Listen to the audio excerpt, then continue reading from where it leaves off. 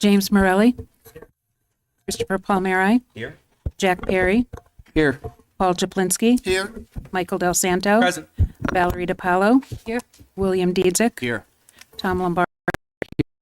Trian. I am here. Could we all stand for the prayer, followed by our flag salute?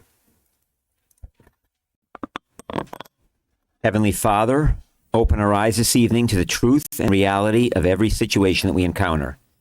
Give us solutions that are the best for our community now and in the future. Keep your hand upon Southington and continue to make her great. Amen. Amen. Would you please join me? I pledge Allegiance to the flag of the United States of America and to the republic for which it stands, one nation, under God, indivisible, with liberty and justice for all. Thank you, everyone. You may be seated.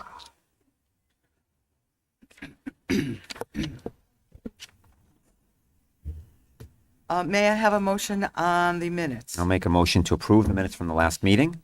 Do I have a second? Second, Madam Chair. Do I have any discussion? Thank you, Tom. Yes, Madam Chair.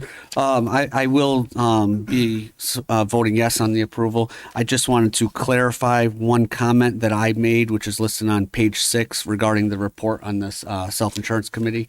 I'll make my clarification under councilmatic communication, if that's okay. Sure, that's fine. Thank you. Are there any other corrections? Hearing none other, let's move the motion. All those in favor signify by saying aye. Aye. Any nays, abstentions, or anything? It is passed unanimously. Thank you, everyone. Item number 3, councilperson's communication. I see that there are a lot of people that are going to be here, and we've received a lot of letters and notes about the flag ordinance that is still being discussed and will be decided in the ordinance committee. It is not on our agenda, but of course you all are invited to come and speak at the appropriate time. The process will be that the ordinance committee will make a recommendation, bring it back to the council. At that time, we will schedule a public hearing, and everyone in the public is invited to come and to discuss it at length. And then it will be followed by a vote of this council. So I just want to let you know that we're here to listen to you, and today we will not engage, but we are here to listen, and that's where we are on that. Also, I do want to bring up the collection of medical supplies. Some of you were there on Saturday. I'm going to turn it over to Tom Lombardi to talk on that. Oh, thank you, Madam Chair. I just wanted to say thank you to all the residents and the council members and everyone who participated. It was a wonderful thing. We filled just shy of 2 full box trucks full of medical supplies and baby supplies that are going to Ukraine or the surrounding countries for the refugees. Obviously, there are some logistical challenges with these organizations. I delivered the medical supplies yesterday to the group, and there was about 15 volunteers there. They're working day and night to do what they can. But the efforts of the town were really breathtaking, and it was a great day, other than the rain and the snow and all that. But I did just want to shout out to some of the local companies that helped us out. We had like 4 days to put together an event. Hartford Healthcare, Home Depot, Lowe's, Walmart, Spartans too, for that wonderful pizza for those of us that were there. Crystal Restoration donated a box truck. So yeah, those were our corporate sponsors. So just a huge thank you to all the volunteers and the residents that really stepped up. I know we're sitting here as a country, our hearts go out to the people of Ukraine, and I hope we continue to keep those people in our thoughts and do as much as we can to support them. Very good. Thank you. Paul, did you want to speak on that? Thank you, Madam Chair. I just wanted to add on the sponsorships. We also had donations from Home Depot. Yeah. You got those? Yeah, I think I Walmart and Lowe's. Okay, great. Thank you. Well, let's, Can I? yes, sure. Okay. Unrelated to the event on Saturday, I just wanted to clarify my comments from the last meeting. Councilwoman DiPaolo had asked on the self-insurance report if the consultant was in support of the recommended change put forth by the by the self-insurance committee to switch to Cigna. And I said, yes, he was in support. That was actually a misstatement on my part. The consultant is an independent consultant who provides detailed analysis of the self-insurance operation of the town. And so what I should have said is he does not make recommendations. He understood the self-insurance committee's recommendation and would bring the process to the next steps. So I just wanted to clarify that comment. So Thank you that's so all I much. had. Thank you. Thank you. Are there any other council matter communications? Just before we move off of this, I just want to say truly what a pleasure it was to work collaboratively on Saturday. I mean, all of us really worked together. The community came out, schools, organizations, and the fact that all of us really worked together was great. I hope we see more of that moving Yes, me forward. too. Yeah. And I just want to just acknowledge that. Thank And you, one Chris. more thing on that, actually. A huge shout out to the Calvin East Foundation because I'm not able to bring the baby items that were donated until Wednesday. So the Calvin East Foundation said, not a problem. We have a place to store it, and we're going to be driving them down on Wednesday afternoon. So thank you. It's not surprising that the Calvin East Foundation always steps up whenever there's a need. So True. thank you. I know we have items here that are on our agenda. I'd like to go through these items and then open it up for any other additional council matter communications, if that's all right. Our first one is the school access sidewalks, and Mark, is Kathy here? Linda here? She actually emailed me. She cannot make it tonight, so I'm wondering. Questions. We'll go through her questions. Can we go through her questions Oh, and good. get her the response? I know Mr. Romano's So here it's too. Linda back. It's not just one person. People have always asked Right. questions about school access walks, so we'll treat it as a generic question. The question is that what is a school access walk? How did they become school access walks? And if people walk, depending on what elementary, middle school, or high school, what distances? Why isn't all the sidewalks in that area, in essence, that classified as school access walks? So, first of all, obviously the town attorney's here to answer the specifics, but school access walks have been around for at least 50 years. The procedure has always been where the Board of Ed recommends to the town council then moves forward and establishes school access walks. To the best of my knowledge, I don't think we've established any since 96 when we changed the ordinance. The ordinance says in 96 that any new school access walks would be maintained by the property owner. Whereas prior to 96, it was declared a school access walk. They'd be maintained by the town of Southington. Town of Southington maintains them through the Public Works Division, and our Public Works Director is here. They asked the numbers that we have in any given year depends, of course, upon the weather. I think this year we're talking about $60,000-ish to maintain the school access walks that we do have. The other question becomes is that, okay, if we don't maintain all of them with those areas, which ones do we maintain and why do we maintain those? So I won't speak for him, but obviously Pete's here to talk about arteries versus main roads. So Pete, if you can just explain how that works. Pete Romano is the Director of Operations for the Board of Education. Thank you for coming. Good evening, council members. Peter Romano, Director of Operations for the Southington Public School System. Mark stole a lot of my thunder. I guess the question is arterial roads versus the neighborhood roads. And keeping it simple, an arterial road is a road that's used to traverse to and from work or into or out of a town. It's a main road. It's not a neighborhood road. If the student should have to walk on a neighborhood road and the sidewalks aren't shoveled, it's not typically a hazard. It's in your own neighborhood. Most of the people in your neighborhood understand and they're driving responsibly. When you get to the arterial roads, people have a different agenda. They're on their way to work. They're not paying attention. If that sidewalk is not shoveled and a student has to walk on the shoulder road, it's much more dangerous. The cars are going faster. And it's just not as safe an environment. So that's why the town does the arterial roads. Similar to even students who are riding the buses. When they're walking to their bus stop, a lot of times in the neighborhood, the sidewalks are not shoveled. And again, it's in their neighborhood. They know the people, they know the cars, they know what's going on. And once they get out of their neighborhood, it'll be a different story. So that's really the difference from an arterial road to a neighborhood road. And I just want to thank the superintendent, Mr. Romano. Now that we hope COVID issues are going to be resolved before the next school year, they'll be looking very closely at where the current school access walks are and redefining that and seeing if we could narrow that down or possibly look closer at it. So it's not possible to do it now because with the COVID, as you know, parents may be driving them to school. So next fall, starting in April, Pete will start looking at that aspect of it. Correct. The other question that came up is, why don't we just add a whole bunch more? I had this conversation not only with Mr. Romano, but also with the superintendent. Remember, if we add new school access walks, the town wouldn't be doing them. So therefore, they fall into the other category, which gives the citizens 12 hours to clean.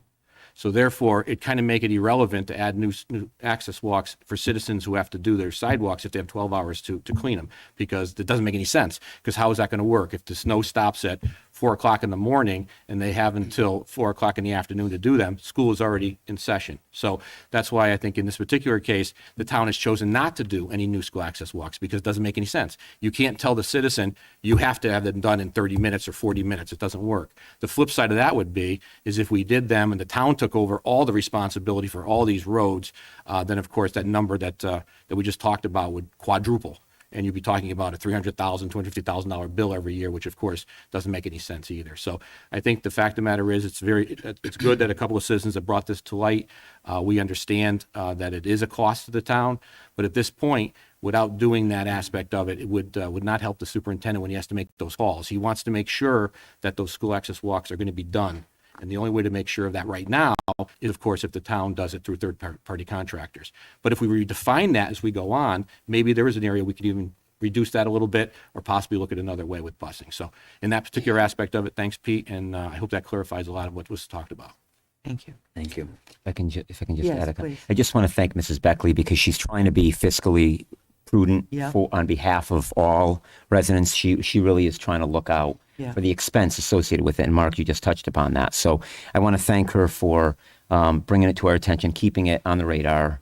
And Pete, thank you for your presentation tonight. Also, to follow up, someone should really contact Ms. Beckley and go over some of this stuff. She might be watching now, live streaming it or whatever, but I want to make sure she gets the answers to her questions and touch base and We did, let her know we appreciate it. as you know, Madam Chair, we volunteered to come here or the town attorney would call her. So Yeah. I'll touch base now. Thank with the you town very attorney. much. Appreciate that. Yes. go ahead. I mean, it's, I don't think you specifically stated it, but in the event that there's changes or reviews, this is primarily a Board of Education process. So typically any changes one way or another on school access walks need to be originated and born out of the Board of Education first. It has to be recommended there. They have to review it and approve it there first before any other action is That's taken. correct. It's an advisory to us. But remember, the obligation to the town would be before we gave up school access walks.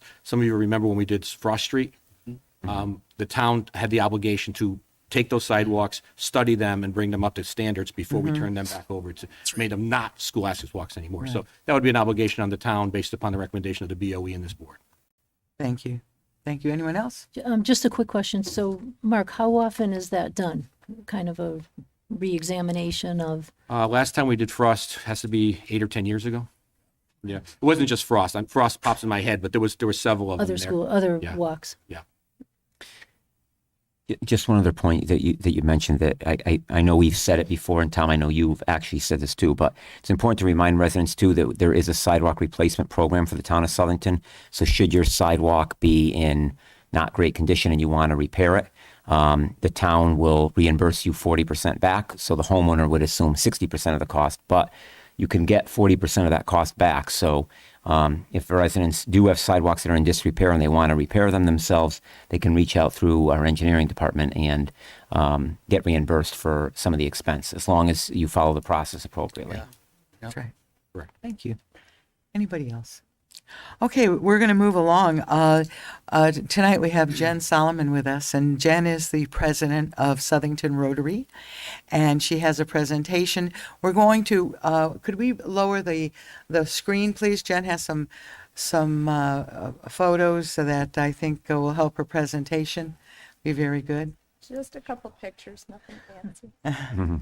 We also have Jen introduce who's with you, and Thank you. Yes, Solomon. I am the current president of the Southington. Oh, wait a Rotary- minute, Jen, you need your mic?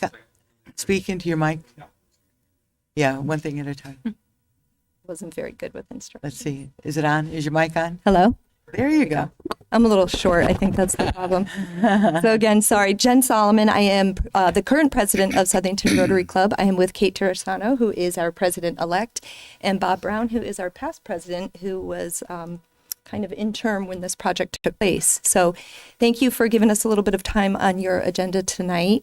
I think most of you know Rotary is a big international organization, well known for eradicating polio in the world, providing water systems in developing countries. But more important to us, the Rotary Club of Southington is very community focused.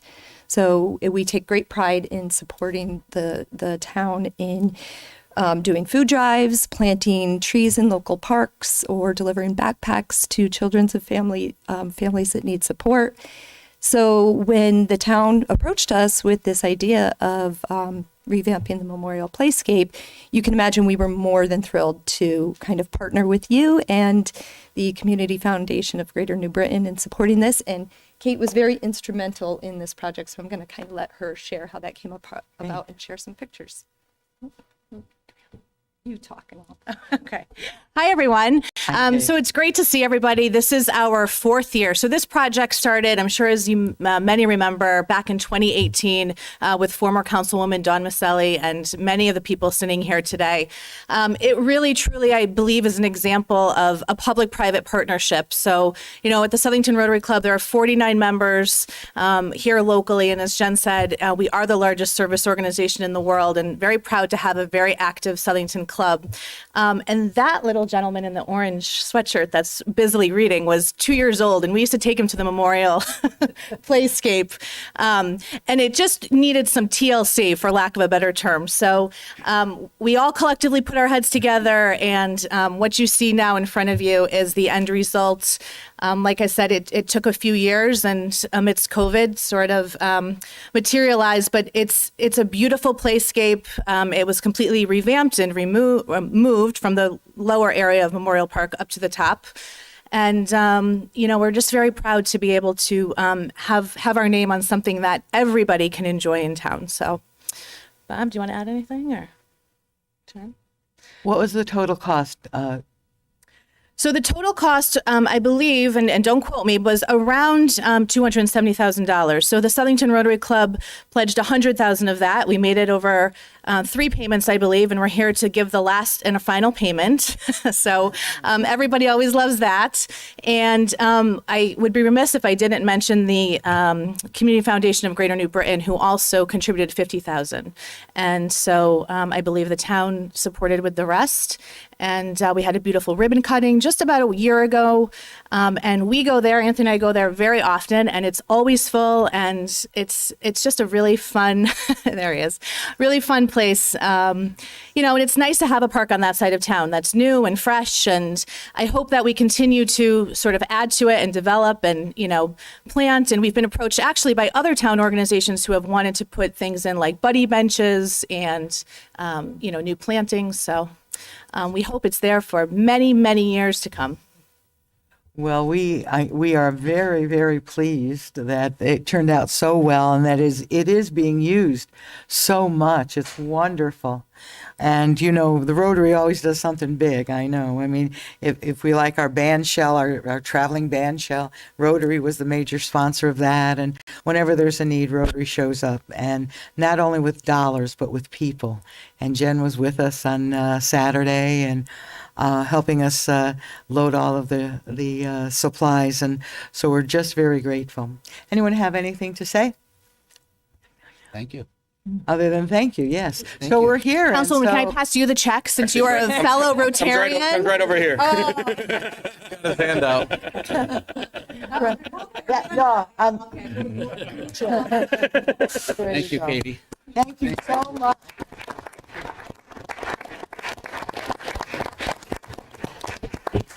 Thank you. Some lights and Come on, Alex. we can get Oh, that so screen let's up go. again. No free rides. Thank you, Rotary. Our next presentation is from the Elections Division, and very interesting stuff. So I'm going to invite our election registrars here. It's good to see Elaine and Augie working together. See Chris again, working together. That's good. Hello, ladies and gentlemen. My name is Augie Palmer. I'm one of the. Hang on, Augie. Just wait 1 second. Let's get a little bit quiet. Wait. Go to the loud screen. All right.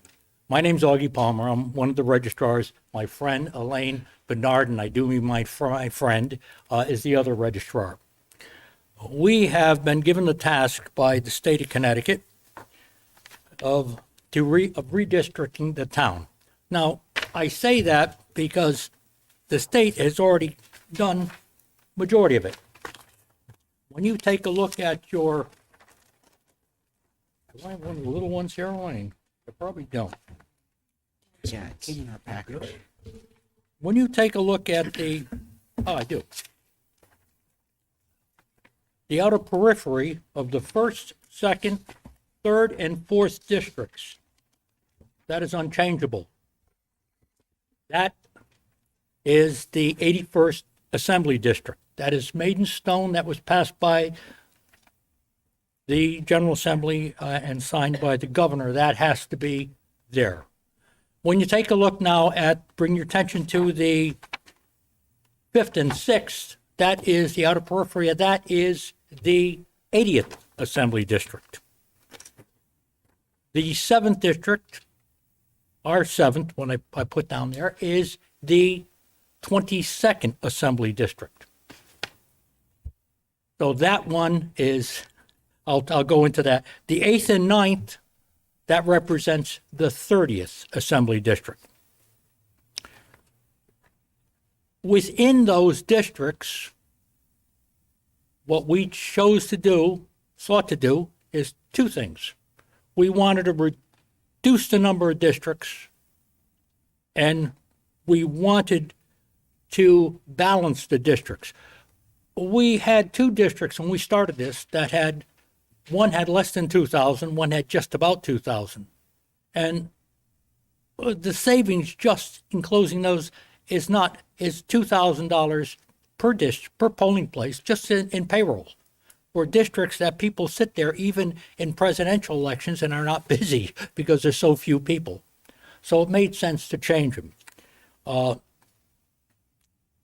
What we have in each district naturally is a polling place. I'd love to tell you, and it would not be the truth, that all our polling places are within the boundaries of the legislative districts, but they have never been. And that only is the 80th. The 80th has never been within the district, and the state of Connecticut knows that. There just is no polling place in that district. We did get lucky this time, because instead of just keeping Kelly, which is 3 blocks out of the district, we also now have Strong, which is just across the street. Much better. So we have those two. Oceana was not in the district either. But now we find Oceana finds itself in the 3rd. So the 1st, 2nd, and 3rd and 4th are, if someone doesn't like the lines there, we are still tweaking numbers a little bit and moving just a little bit within there because we want to balance these districts. They could be moved. The outer periphery of that cannot be moved. That is set by the state. We, like it or not, have we been gerrymandered? Maybe. But that's what we have. That's what they gave us, and we are stuck with it. What else am I missing? You're good. Okay, I'm good. That means be quiet. I've known Elaine for a couple of years now. So Madam Chair. my wife does the same thing to me. Enough. Very Is good. there any questions? Yes, I'm there sorry. there are. Chris, I'm going to get to you, but Mike had caught Okay. my attention first. Thank you very much for the presentation. Is there a way we can get a clearer map with the streets that are more clearly delineated where the changes? Yeah. Well, I mean, I've seen maps this size where you could actually see the streets. Yeah, but but we would need one for each of you. We have a couple, but not for one for each of you. Okay. We'll have to need one for each of them. We would need. All right. How are we going to get? At least a digital one that you Right. could zoom in on. Yeah, or even the That's- if you could send me a digital one, we could send it out to them, whereas opposed to this one that was sent out. This one's a little blurry, so it's very difficult to see the streets and stuff. And then my Okay. follow-up Yeah, question no. is, how are we going to Yeah, get the see the word out streets. to the voters? Well, that, we do that. Okay. Yeah, that's up to actually, what this legislative body does. Let me just make sure I have the right stature, because I know my friend there is going to make sure. The responsibility for assigning polling place to each district each of those districts in a municipality lies with the local registrar of voters or the legislative body. We wanted your input. That's why we're here. The 30th presented a problem, and I know it's presenting some problem with you. We found 3 polling places where we only needed 2. And I, more than Elaine, had chose Flanders and Hatton because they were the 2 farthest apart. If you don't like that, we can move them. We could move polling places at any time. They're not made in cement. I know you're talking about closing, that there may be a school closing down. That's good. And we could always move polling places. And up until, well, at any time, we could even move lines a little bit if we find within the legislative districts, if we find that there are too many voters in one district. Because our plan is to balance these districts the best we can. We don't want what had happened in the past where Darrenowski had almost 4,500 voters and Tabernacle had 17. And both had the same amount of workers. And we may have to put an extra worker, an extra table, if we think the polling, to move the people along, especially in heavier elections, in state and federal election. And then we could reduce it again in local elections. Yes. Chris, go ahead. First of all, I just have some concerns. We're not planning on voting on this tonight. It is on our agenda. Augie, it's on our agenda, and you had told me when this whole thing came up that time was very critical. So is there a deadline where we have to approve this? I was going to say yes, but as I think about that, how much time do we have? Well, I think it's very important to at least to Yeah, table it I'd for- suggest we not take action on this tonight, but too. for the public's sake, the people that are here and the people that are watching, so the 2 schools that you're talking about closing are Tabernacle and DePaulo. Yes. So I have major concerns with closing a major school that's very visible in a main part of town versus Flanders that's tucked away, in a neighborhood area. A large part of our senior population in Spring Lake Village, it's very convenient, right there for them. So everything else aside, I did reach out to Elaine earlier today. I don't want to surprise you here, but I do have concerns about closing DePaulo. Maybe if we need to close 2, I'm listening to your advice based on the recommendation that you're making, but I just question a larger school like that versus, especially considering Flanders potentially may be one of the schools that we consider moving forward in the future between Darrenowski, Flanders, and Kelly. One of the problems you have with Spring Lake Village, it is not in the 30th Assembly District, so it cannot vote at DePaulo. If it does, they're voting out of their district. To say that we hadn't found mistakes that had happened 10 years ago, I would not be telling you the truth. To tell you that we found people in one assembly district voting in another one for 10 years, yes, we did. And that's not going to happen again.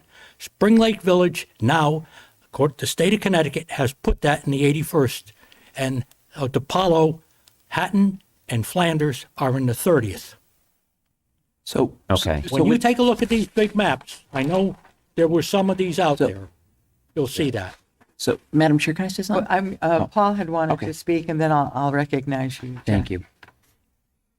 Yeah, I was going to echo the same sentiment that Chris was. I think DePaulo is going to be a challenge to close that polling station, especially it's such a visible area on a as we learned, an arterial road, right, Peter? I'm interested just overall, Augie. What was from the state's perspective? What's the reason, in your opinion? Why are they closing 2 polling districts in town? They're not. Why are they consolidating? Why they moved the lines where Why they are they did. moving the lines? Because there's 2 less now, right? Once every 10 years, the General Assembly gets a crack at us. And they decide if they have too many of one party or another, or if there's a state legislator that decides they don't want to be in that town anymore. And believe me, lines get changed. I've been there in the General Assembly. I'm not going to, if I told you that's not what happened, I would not be telling you the truth. So lines got changed. We picked up the 22nd, we lost the 103rd. And that's where the 81st moved into that vacuum in the 103rd. And when they did, they shifted the lines over. Like I say, when you look at this, and I know there were at least 3 of these that were supposed to be, you were supposed to get. We were supposed to have them. That's why I'm surprised they're not here. Yeah, I dropped them off, but that's all right. Augie, before you go, can you just, where is the 81st now? Which, I'm sorry, when you take a look, say 80, Right here. 2, 1, 2, 3. How many more do you have of those, Augie? How many more do you have? That's the only one you have right now? Okay, so we can get them out to, is that the only one you have with you tonight? that's it, because you They got all except the one we've been working on. That I'll need back, though, because I've been making marks. When you take a look at the 1st, 2nd, 3rd, and 4th, is the, the and outer the fourth. periphery of that So is what- the total of the 81st. So we can't do anything out with that. We have to move it. So you're, in answer to Spring Lake Village, that's now in the 81st. And that's one concern, but I still think, and Paul, thank you for I already supporting brought that. it up to Augie about the. Yeah, and I brought it up to Elaine too. I it's such a visible school in the main portion of our town. Again, versus like a Flanders just tucked away. Even Hatton is a little bit more visible than Flanders. But so if we are going to close a district, I personally can't support closing a major voting. If this body would want it would be the 8th district then, would be voting in DePaulo. That's what So would have to happen. if Flanders closed, then DePaulo would stay open. Eighth. But when he says Flanders 8, Eighth district. Yeah, it would That's be the the pink 8th district that upper would right-hand move, corner. would be you would- voting at, because Hatton is in the 9th district. Yeah. So you would close Tabernacle and Flanders. And Flanders then. Yeah, I don't really, the only reason, and I did it, Elaine didn't, I picked DePaulo.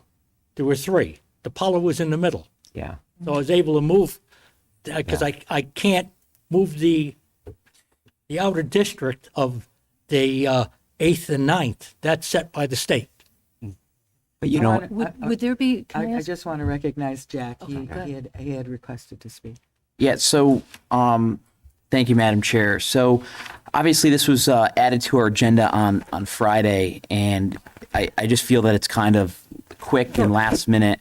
I got a blurry copy of a map too that I can't even digitally zoom in on, so I can't even see where, I guess, where everything kind of falls in play as far as the streets. The voting districts, it also doesn't say what locations or where they would be, but this map that you have here has, I guess, the schools or the locations. So my question is, I got a bunch of questions, unfortunately. The state is mandating us to close voting districts? No. Okay. So I guess my thing is, we currently have 11 voting districts in our town, and we're going down to 9. Our town's population has only increased, not decreased. So again, I think voter, accessibility to go to polling locations is big. In 2020, I pulled up the statistics on that. Voter turnout in Southington was 85%, which was a record in our town, and there was lines at all the polling locations. And it was during the morning time and the evening rush that I saw the lines personally. And obviously, we all live busy lives, so my concern is by reducing it by 2, that is huge, especially since our population in our town has increased. I echo the same concerns about closing DePaulo's voting location, just because, again, I actually vote at Flanders, and that school's not as ADA friendly, in my opinion, than DePaulo is. DePaulo's obviously recently been renovated, and I know every time I exit Flanders, you fall off that step right there. The doors are hard to open and close. So again, I just try to make it, what makes sense, and I just don't think, that makes sense.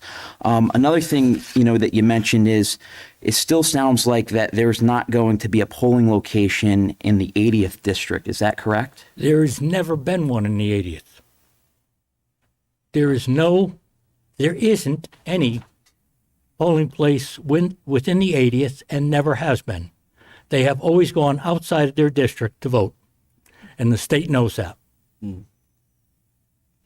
Okay, so again, I appreciate it. I would obviously recommend that this would be tabled, because again, if it needs our blessing, I think we need to do our due diligence and just make sure that we're doing everything possible. I would even encourage a public hearing to listen to residents, because I think we need more input from our community on all sorts of aspects of what we're doing here.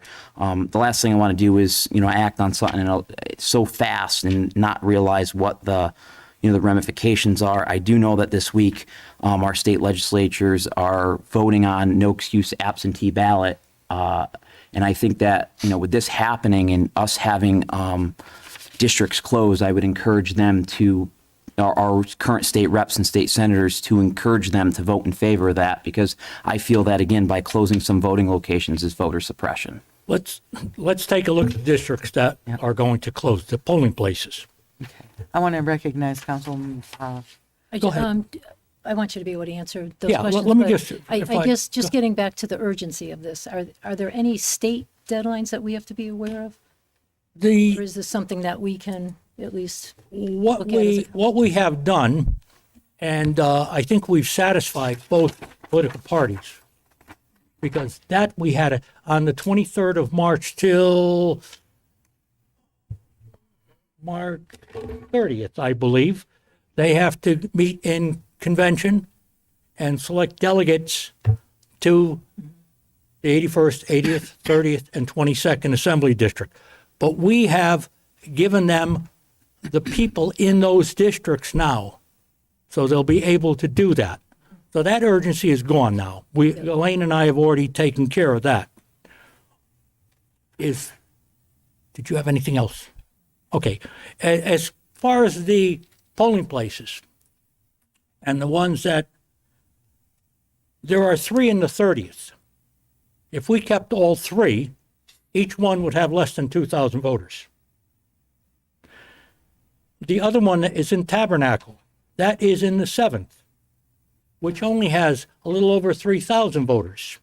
So if we kept that open, that would have Thalberg and Tabernacle. Each one would then have about, again, 1,600 voters. The problem comes in is the 81st. And if we have other polling places within the 81st, I think we could utilize that. And what we have planned to do is at a table. The long lines you saw were because there was only 2 tables, 2 checkers. That's where the long lines come in. If we have 3 tables, we cut down those polling places so we have 3 checkers, those lines are going to move. If we have to get 4 checkers, it's not that much more money to have an additional checker. We don't need any more tabulators because that was never a problem. The problem was people checking in. So let's get more checkers in the polling places that are heavy. Let's move those people along. And that was also part of our plan. Yeah, so we have thought about that. And the problem was the locations. They're just not in the right place. They're in the wrong districts. The one we're closing down are in the wrong districts. We need an extra one if we had it in the 81st. Excuse me, Sorry, Augie, there's two. I have one question. Paul- How does this help? How does it? I'm sorry. That's all right, go ahead. How does this help Darrenowski? You mentioned Darrenowski is the biggest polling area. How does this help Darrenowski, or does it? You mentioned Darrenowski's district has a lot of It had. It had. Yeah, it was totally out of balance. Darrenowski had. So I'm going to ask this question. How does your plan help Darrenowski? What then? we're balancing, Darrenowski's now at the second. We're going to balance so they all have 4,000 or just under 4,000 in the 81st. The four of them. And then we'll throw an extra table in there to move those people along. We can't do anything about the 80th or the 30th or what you're seeing in there at the 7th, which is the total outline of what's in our town from the 22nd district. That will be voting at Thalberg. So, It is what it is, that one, yes. thank you, Augie. Elaine, I'm assuming, I know Augie's doing all the talking, but I'm assuming that this is a co-presentation. You guys have both collaborated on this. Elaine, is it possible that you and Augie, it doesn't sound like we're going to take action on this tonight. No. I'm assuming everybody's in agreement there. It doesn't sound like Right. It doesn't sound like there's a pressing issue. Is it possible you can do a few things, send all of us the maps digitally so that we can, on our computer, zoom in and actually see the information? The PDF that we received in our packet is not legible. It looks exactly like what we see here. So if you can get us a better resolution map, that would be great. And then if you would provide us with your first proposal, what you're coming here proposing, show us a second map that says, these are the two we want to eliminate. And in each of the polling locations, can you tell us what the count of voters are in each one as it stands today? If we changed nothing, right? If we left all the polling stations as is, what does that do at each polling station, people-wise? Your first proposal, what does it do people-wise? How would you redistrict it? And then can you give us a couple other options other than, what we have today, what you are proposing, and then if there's some, something in the middle of what you're proposing where we are today, if you have a couple other options, can you add those two maps as options so that we can consider those offline and then bring it to the next meeting and maybe have that as a follow-up discussion? Who has helped us greatly on this is downstairs. Dominic's place was Linsky. He has been fantastic. So what I'm going to have to do is ask Dominic to take this map, and I know he can reduce that so you can see it, but Did he do that map right there? yes, he did. Then he could can put do a that picture. for us, yeah. Okay. Is that something you might be able to give some guidance on? Well, let's just say somebody else will be doing it because I won't be. You won't be here. You So can yes. give guidance from afar. The I will meet public works director is sitting in the audience. So I will meet with Dominic. Oh, You got the gist of this, I'll right? meet with Annette? Dominic got the gist of tomorrow. what she's I'll get doing. down there, and he's a great guy. And this proposal can- is, Okay, wait a minute, so Tom, I was just going to piggyback off what Councilman Chaplinsky said and Councilman Palmera is that I would not support shutting down DePaulo either. So I would hope that any proposal, like the plan you keep telling us about, I hope that DePaulo there's no change there. And secondly, when you said like 17 people came to vote at the Tabernacle, let's see that on paper, because I think if we see that, hey, last election 17 people showed up at this spot. I'm sorry, it's 1,700. Okay. That's all the voters there are in Tabernacle. All right. So when you get 30% out, 500 you can come out. see So what- I just wanted to get my comment in regarding DePaulo prior to the next well, meeting. we have no problem. We'll move DePaulo. No, I was. We will move off of Flanders into DePaulo. That's not a problem. The 8th district now will vote in, so that will be the proposal. so let's go back, now another round of questions, go ahead, Chris. Just, can you clarify for me? So there's 9 districts. So which vote, but according to the state districts? So District 1 is 1, 2, 3, and 4. yeah. I'm taking that map back. Okay. Sorry. Or what? 1, 2, 3, and 4 are the 81st. Okay. The outer periphery of the of 1, 2, 3, and 4. That's the outline of the 81st. All right, and then 5 and 6 is the 80th. It's the 80th. 7th. Seventh is all by itself. That's the 22nd. Okay. And the 30th is 8 and 8 9. and 9 are the are the 30th. Okay. So So what are 10 and 11? Their history. That's on the They're old. gone. They're gone. They're They're gone. gone. The other, that's the old That's map. the old map. That's what they eliminated. So then this 5 goes with 22 and 6? Yeah, you can see it Correct. better here. Yeah, 5 and That's 6 what- are the 80. Yeah, Okay. yeah. And then, can I ask a question real quick? Go ahead. So you mentioned it early on that the 81st can't change. That you're stuck The outer with periphery, the 81st cannot change, 1, no. 2, 3, and 4 on Right. the old map. But then on the new map, it's like twice the size. 1, 2, 3, and 4. Yes. In other words, there were people that were on the west side of 84 that were in a different district altogether. Now they're in the 81st. Right. Correct. That's the gerrymandering he was talking about, Yeah. Jim. So that 5 goes with 22 in the second map. 5 and 6 are the 22nd. No, 5 and 6 are the 80th. You can mark right, that's the 80th. 80th is 8 and 9. No, That's the 30th. 30th. That's the 30th. 30th. That's what I 7 needed on is the paper. 22nd. Is 7. He's going to give us new No, maps, that's the Jim. 20. He's going to give us new maps. I do feel like this is I'm doing a routine on to you. The Who's on first? Yeah, who's on first? So No. I think right now, Council, I think we have put in, and I'll recognize you, Okay, Mike, in sure, just one sure. second. But I think that we have given some direction that we need.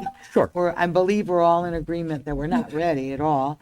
And hopefully, what we can do, when it gets to the time for action, we can table this matter.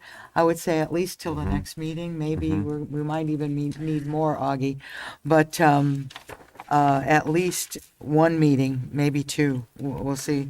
As long as that urgency has been satisfied, because we really need to understand what's going on, and we need to hear from the citizens of Southington. You know, some people are not going to be happy because they've always voted in the same spot, and so we need to have some discussion on this. It's not something that we can just arbitrarily do. So.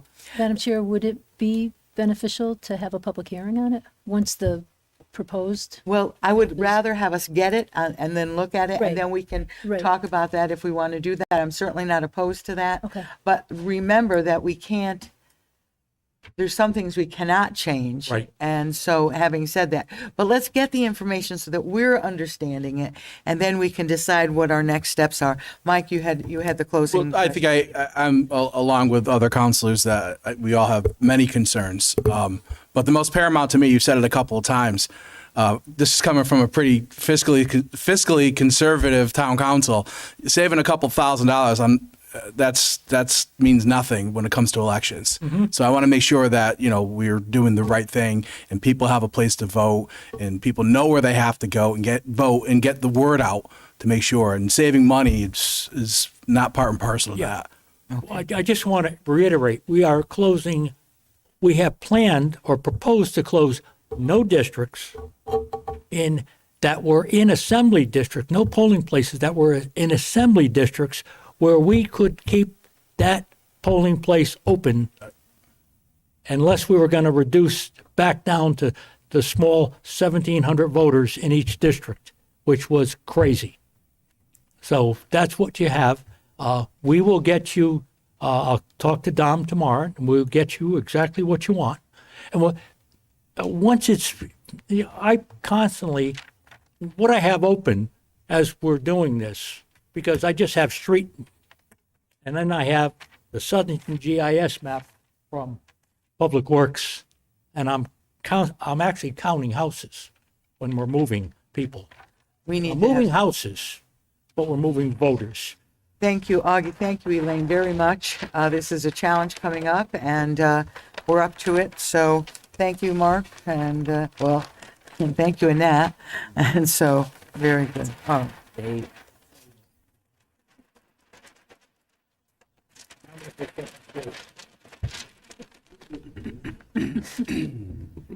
Okay, moving on. Thank you again. We appreciate that. We look forward to a more in-depth discussion on it. Hopefully in the next meeting, we'll see. Any other council person communication? Yes, Madam Chair, thank you. yes, Val. So I just wanted to also say that it was excellent to be there on Saturday and working with everybody. It is heartbreaking, what's going on in Ukraine, and it just felt really good to be able to do something you feel so With helpless. people from all walks of life, all people just volunteered. I was amazed to Right. see so many volunteers coming in and so many carloads and people running out. Yeah, so a big thank you to everyone in the community. and- Yes, absolutely. And then I also, last Thursday night, was able to attend the STEPS Parent University, the community forum that they had. And I just wanted to give a shout out to Megan Albanese for all her work at STEPS. And what they did was they had a resource fair going on at the Calendar House. They also had 2 films that they were showing. One was about the dangers of fentanyl for our youth, and just very powerful film. And the other one was on items that are used to produce and consume and conceal drugs. And So interesting. very scary. I was sitting next to someone who just had a baby within this year, and the poor guy was just thinking, "Oh my God, what, what's going to happen as my kids get older?" So it is very scary, but it's just so good to see these organizations that, and this organization that put on the film, Finding Hope. There were three women there that lost. One woman lost 2 of her sons to fentanyl overdoses, and 2 other women lost children. And they're doing this work. They're advocating, and they're out there, and they're going into communities, going into schools, and it's just something that's so needed. There were not a lot of parents there, which was unfortunate. So I hope that, and I know Megan, if you get 2 or 3 people there, it's great. And it just would be good to, that we keep these forums going, and, more and more parents just really try to get there, because it's, I'm glad my kids are a little bit older, but it's very scary. And, I think people have to kind of come together and, really help. It's kind of like the village type Yeah. thing. Paul, right? did you want to add something? Yeah. Thank you, Madam Chair. You all set, Val? Yeah. I wanted to add on to what you were saying, Val. I also attended the meeting, and a great shout out to Megan and the team who put that on. And there's 2 things that I just wanted to reinforce for all the parents who were out there who didn't attend. You mentioned fentanyl, Val, but I think every household has pills that you take, whether it's Tylenol or ibuprofen or prescription pills. And, I think it's really important that we remind ourselves that those can be dangerous as well. And that was one of the pieces that were shown there. And they had a very nice pouch. You can call STEPS and get information on it. They had a really nice pouch where you could empty prescription pills that could be dangerous to your kids or your kids' friends if they come to your homes. You empty the pills in there, and there's a liquid in there that you seal the pouch up. It dissolves, and you're able to dispose the pouch into your garbage. Alternatively, our police station takes prescription medicines as well. So if you have prescription medicines in your home that you're no longer using, please put them in a Ziploc bag, bring them down to the police department, and there is a drop box right in the door when you go in. It's very important. One of the easiest things that we adults can do in our own homes each and every day. So just wanted to remind that. Thank you. Yeah, I was there for a short time at another meeting, but it was very, very sobering for sure. Anybody else? Any other? Yes, go ahead, Madam Jeff. Chair, thank you. Again, I want to echo everybody's thoughts on the drive event this past weekend. It was great to see pretty much the whole council there and the community. Southington is definitely blessed to have so many great people, and all the items that were just kept getting dropped off. It was absolutely amazing. I couldn't stay for the whole event, but I stayed for a decent amount of it, and it was nice to see the community rally together. Another thing that I want to do is give a special thanks to the health director, Susan, and the building inspector, Jeff Pooler. A resident reached out to me with some of their concerns, and as well as them, and asked me to do a walkthrough with them. And they did a phenomenal job in really listening to the residents' concerns and, working with them to make sure everything was obviously safe and proper. So I wanted to give them a special thanks for that. Also, Mark's office, they sent out, I think we all got the Eversource rebate commercial application for electric charging stations. I think that's something, great that Eversource is doing.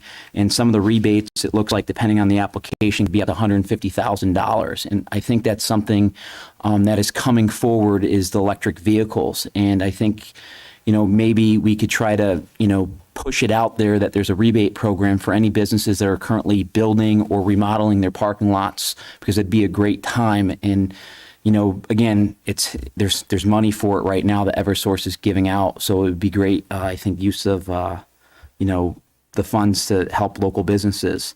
The last thing I want to do is, you guys have all gotten the emails that were sent over the weekend, and a lot of residents have asked for them to be submitted for the record. So I printed them all out. If they could be included in the meeting minutes. I think there's 17 emails, which I'm going to be honest, it's the most emails we've gotten on any issue so far.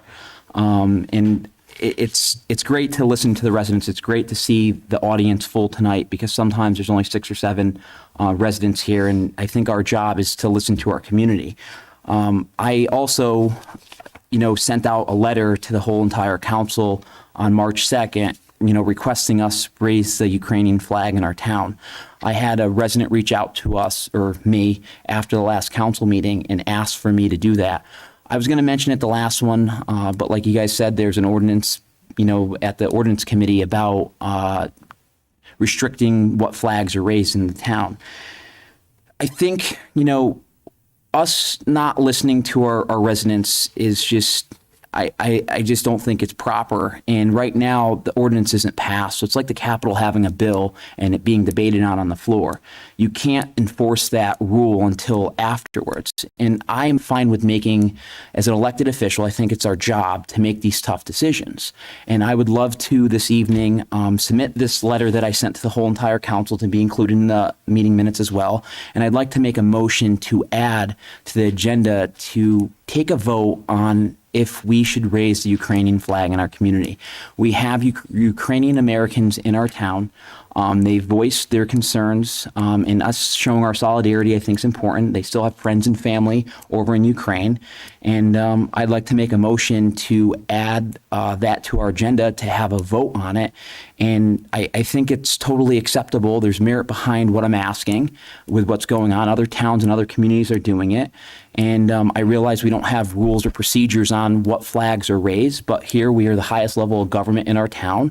And I would encourage the ordinance committee to not ban all flags, but to have a process. I'm okay with a process, but limiting, freedom of speech and all that, it's kind of, it's a touchy area. And I think, again, as us elected officials, we're representing our community.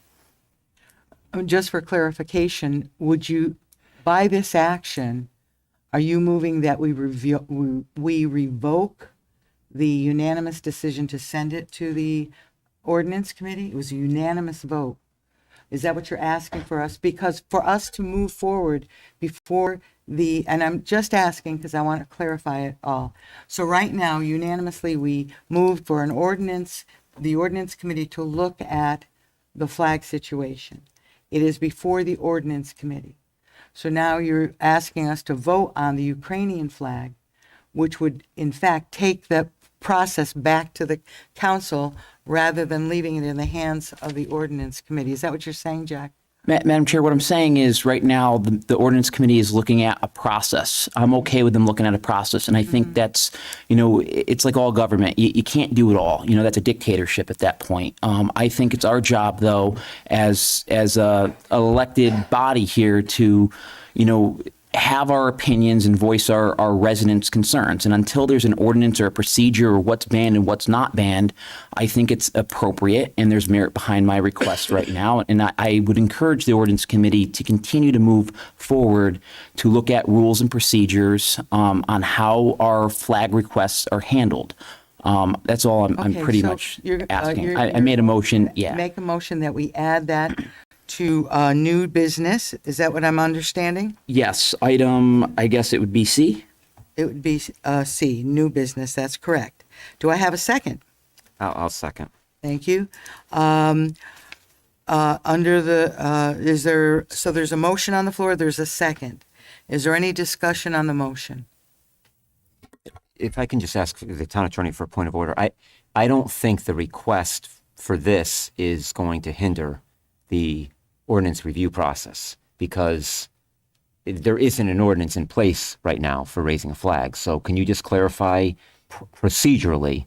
Again, I don't think that this. Procedurally, the town council voted unanimously to study the issue at the ordinance committee. There's no current procedure in Right. place, so you're making management decisions at this point. Right.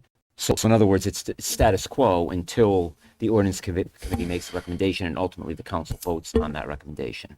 So I don't you. see this as conflict. Okay. Madam Paul?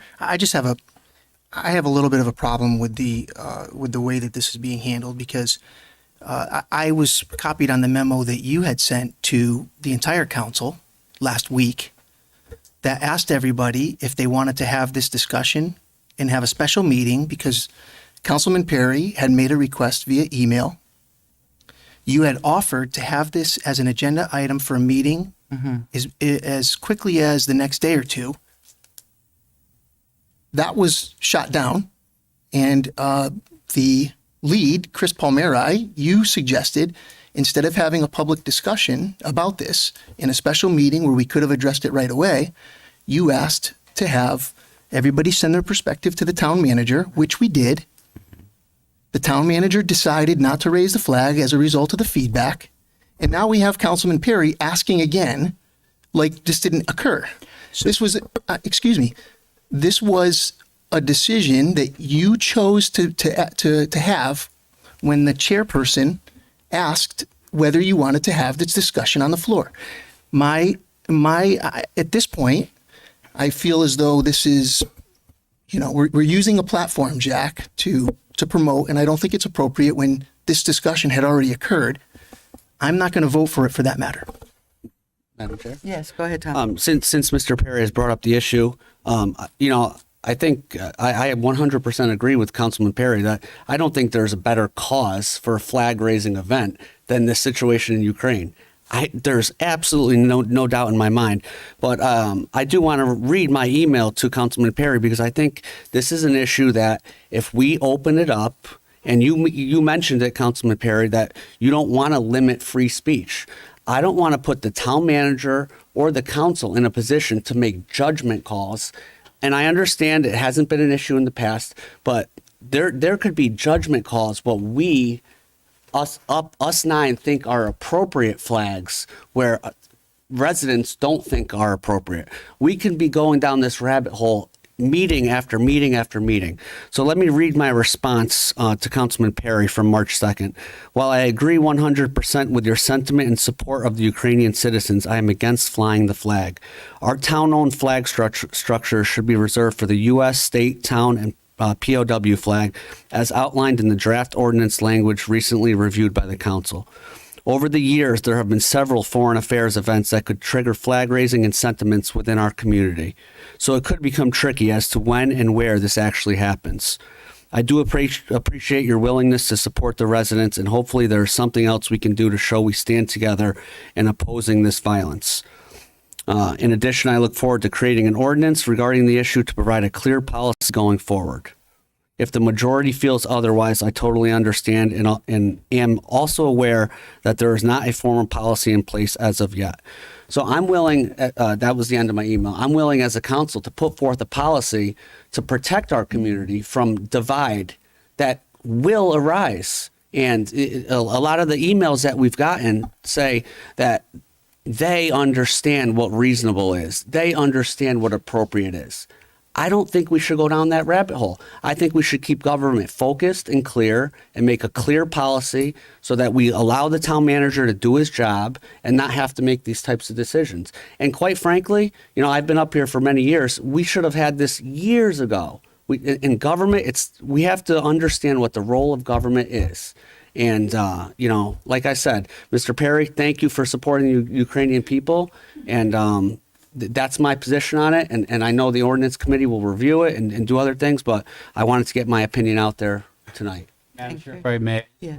This is just on discussion for Adding it. the agenda, not as to the merits of raising the flag. or That's not. That's correct. Thank But I want to keep the discussion. and I wanted to clarify my comments because there are people in this community that will take this no vote of adding it to the agenda as not supporting a specific cause.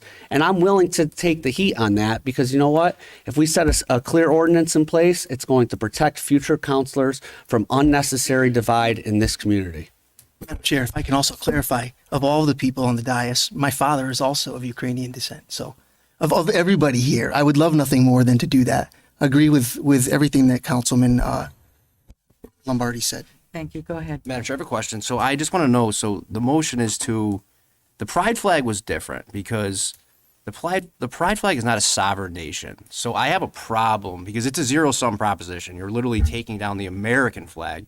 You're putting up the flag of another country, another sovereign nation.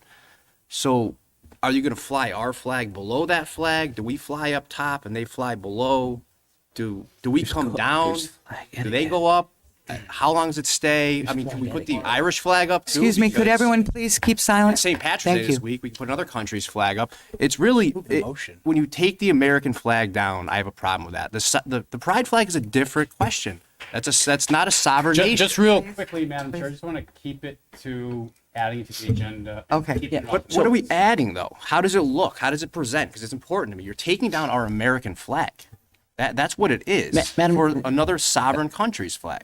Madam Chair, can I? Okay. Can I So say something? I think everybody's Well, making Madam- their thoughts. Yeah, I haven't spoke during our discussion on after the second. Okay, go Would I ahead, would I be able to please. speak? Thank you. Please. So and obviously I want to address a lot of this. So let me go back through the timetable. I reached out to Mark after I sent the letter, and Mark stated that, again, this has to be decided on by the council.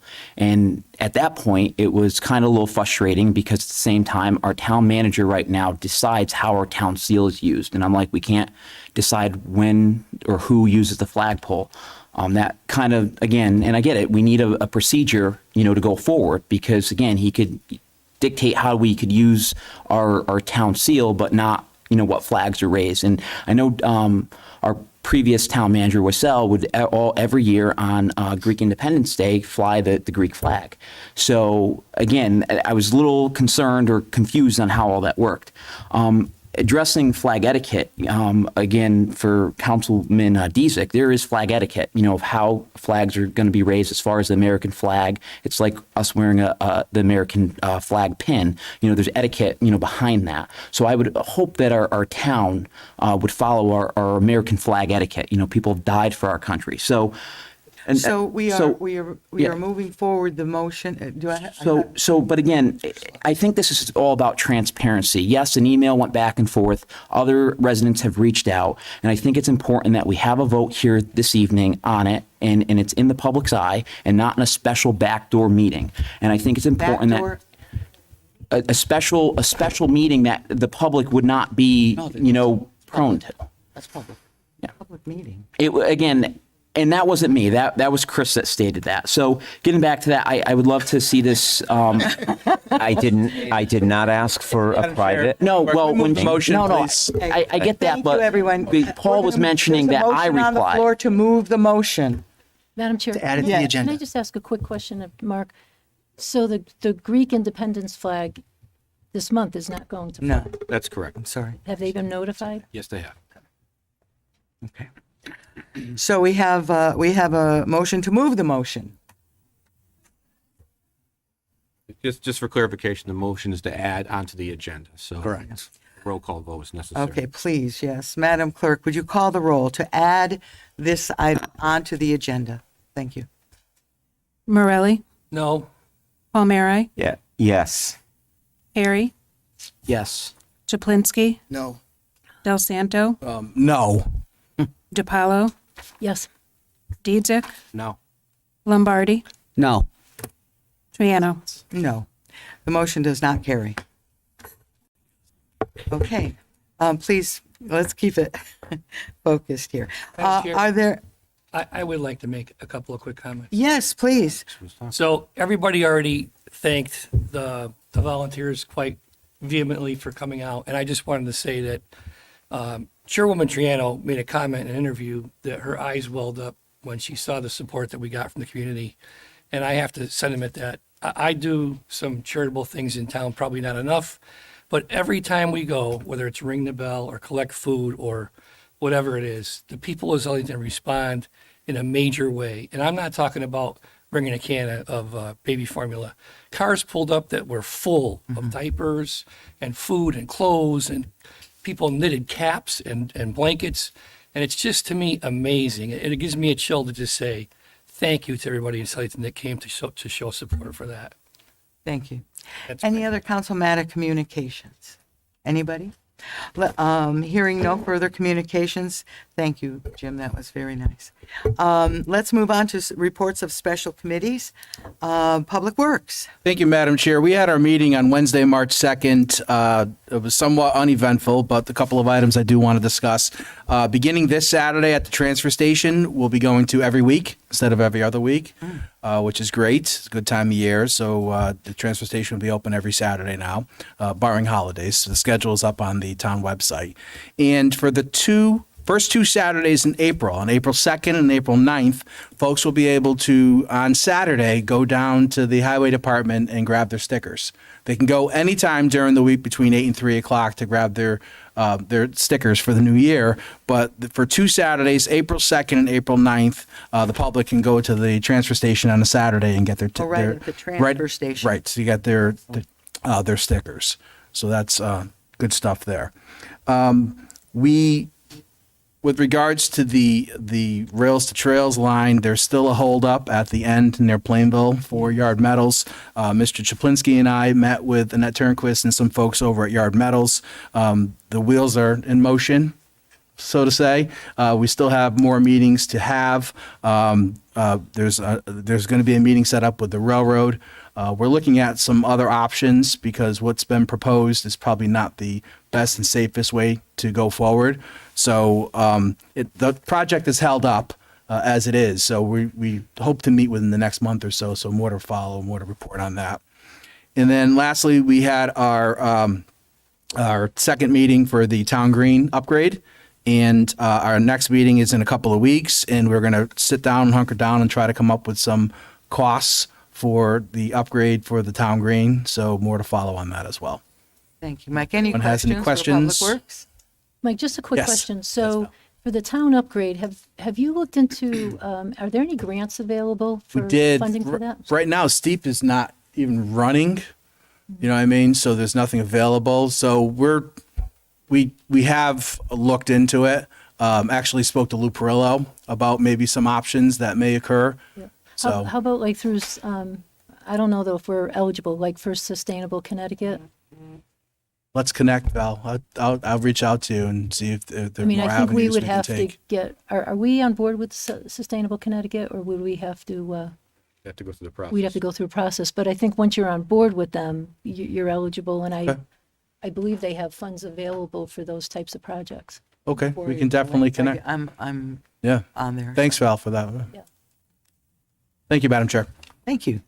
Let's move on to the Library Building Committee. Jim? Chair, we had a meeting a couple weeks ago, and at that meeting, we narrowed down the applicants for builder to 6, and we will start interviewing those companies next week. We have a meeting this Wednesday at 7, where we will work on narrowing down architectural proposals, and more to follow. Thank you so much. Any questions for the Building Committee? Hearing none. let's- Madam Chair, sorry, before you go forward, could I just make one clarification about the stickers? It's yes. on those 2 Saturdays, April 2nd and April 9th, it's not at the transfer station. I have to go to the highway Highway department Department. office to get those stickers. And then they can get in line at the transfer station. Okay, very good. Thank you. So they're They need, available yes, on and they those need 2 to bring their Saturdays. car registration and their driver's license. Thank you. All right. Moving on, I hear no comments at all for the Library Building Committee. Item C, open space. Thank you, Madam Chair. Very brief update, and Councilperson Palmieri can follow as well. Grosky barn roof is looking good. The barn repair as well, so the upgrades to that barn are just about buttoned up. And the big news since last meeting is, I believe, and the town attorney can correct me, but I believe the East Street purchase that we voted on last meeting, the closing is in sight. So hopefully that's It's in the works. We should be done within a few weeks. excellent. And that's all I had, Chris. Just one other thing that I updated the open space. I'm proud to say the solar project at Leaf is moving forward. So we're just about to the installation phase. So all the permitting and everything is complete. So they just did a drone flight to make sure that, exactly where the panels are going to go. So Leaf will be literally green in the very near future. So That'd be just wanted to wonderful. share That's a that new update. roof too, right? That we approved. That's Yes. a new roof on that building. There's an Yeah, upgrade. there's two barns. So this is the one that it already has a new roof. Then there's a second barn that we just recently put a roof on. This is going on the previous newly repaired roof. Thank you so much. You're welcome. Any other comments about open space? Let's move on to apple harvest. Very, very, very brief meeting. We approved some vendors, so I'll just share with everyone. We moved forward to approve the tent vendor, the refuge and dumpster vendor, the portable restroom vendor, and the shuttle bus vendor. So those are all complete and ready to go for, hard to believe it's already, I know. we're getting there Very for the close, 2022 Apple Harvest Festival. Wonderful, exciting. Yeah, go ahead. The Apple Harvest Committee has also submitted an RFP process for the cleaning the grounds, and I just wanted to give a shout out to Dave LaPre and town staff on this, because I got a call this morning from a business contact of mine. He said, "Hey, I saw Southington put out an RFP." I said, "For what?" And he said, for the apple harvest. So the town system keeps vendors. It's somewhat unrelated vendor, but the process of email, he said Southington really has it together. So I wanted to share that with Director of Public Works. And even for a job such as the apple harvest cleanup, the bids are being broadcast out to the community. So kudos to the town staff on that. Very good. Any other questions for apple harvest? Hearing none, let's move on to the sewer committee. Madam Chair, I have to defer to Councilwoman want DiPaolo. me to do that? Yeah, please, if you don't mind. Thanks. Thank you, Madam Chair. So, very brief update. For sewer committee, the plant upgrade project still being closed out. That should be happening soon, hopefully. The townwide sewer lining work continues to move along. That's going really well, making some really good progress.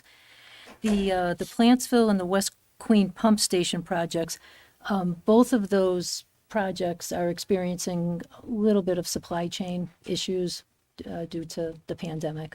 So they're trying to work through those. And the 3 pump station project, that has been approved through the inland wetlands. It's on the planning and zoning agenda next month. So hopefully that'll move forward and won't have the supply chain. I was just going to ask, will there be more problems with the supply chain? They're not sure. It's kind of a day-to-day. Any questions for the sewer committee? Hearing none, let's move on. Town manager's report. Thank you, Madam Chair. And to answer your question, more than likely there'll be problems with the. Yeah, we're going out to bid, as you know, in April for 3 more pump stations. So, not that it's crippling, but there is issues with the supply chain. So, as long as we're aware of that, Thank you. most of the contractors now are building that in their time frame. In their so. time frame. The first item I have is the energy procurement consultant. As you know, you received a report from our prior consultant who's no longer working in this area. So we went out for an RFP. The Public Works Director interviewed, and we're recommending to you a company that we had before, Titan Energy, for the sum of $25,000 per year to be split between the town and the BOE, and that starts April 1st, 2022 through March 31st, 2025. In fact, thank you to them. They've already been answering some of our questions for us, even though they're technically not on the clock yet. So we're recommending that company. Any questions on that? Yes, go ahead, Tom. Thank you, Mr. Manager. I just was curious, is the same individual, Adam, still with Titan? He is. And the good news is that the continuity is great. He helped us, as you know, with the water pollution control facility. Yes. So, which is quite successful. So I think that it should work out very well for us. He's very familiar with Southington. Good. Very good. There's no other Madam further. Chair? Yes, yeah. Mark, just a quick question. So the 25,000, that's fine. That's the flat fee. Yes. So if there's standalone work that needs to be done and it's going to be agreed on a case-by-case basis, so they've done work, it sounds like they've done work for us from 2016 to 2019. Has that happened where we've had to negotiate with them on a case-by-case basis? I don't And if we believe have, so. has it No, been? my public works director is nodding no also. I don't believe we ever did. They're very, very good. Obviously, if we brought some major project that we need them to review, there might be something there, but we would negotiate that on a case-by-case basis. But I can't recall the last 3 years we had with them that we had anything like that. But it sounds like they would be reasonable. Absolutely. Yeah. Okay. Thank you. And those further questions, Madam Chair, I'll move on to the MS4. This is for stormwater drainage in the town of Southington. This is required not only by the state of Connecticut, but as we talked about during the process of the ARPA money, this is going to be used with ARPA. Once again, we went out for an RF. Actually, I'm sorry, we did the. Let's see. Yep. We also went out on this one, and we're recommending to the town Barton and Low Judas. I hope I pronounced that correctly. And the fee for them is $27,600. The listing of what they're going to be doing for us, and this is required by the state, and they'll work directly with the Public Works Director. Obviously, she's here for originally for the sidewalk, but if you have any questions on either of those two, Annette can answer those questions also. Any questions on that? Madam Chair, we do have a pretty lengthy executive session tonight.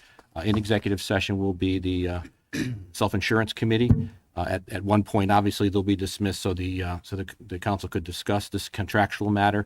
There will be no action on that tonight, and we will bring it up hopefully at a future meeting. And if I could, I just want on the record, I'm not going to be attending the executive session. I'm going to be recusing myself from that because I obviously am a town employee and benefit from the insurance plan, so I will not be participating. Thank you, Chris. We had it on the record. Mark, I do have a request of you. You and I know Mr. Chaplinsky was there, was at the workshop with the Board of Education and the Finance Board. And a discussion was done about future indebtedness. It is a very important discussion for this council to really get a hold of. And so I would ask you to perhaps get some facts together so that, or maybe we could ask John to come. But I think it's very important. We're heading into budget season, and we've all rejoiced because our grand list was so wonderful. But we are facing some challenges that need to be made public, and that our indebtedness is an area where we really do need to look at it. Well, at your next meeting, the Board of Education will be coming to introduce some referendum items. Yes.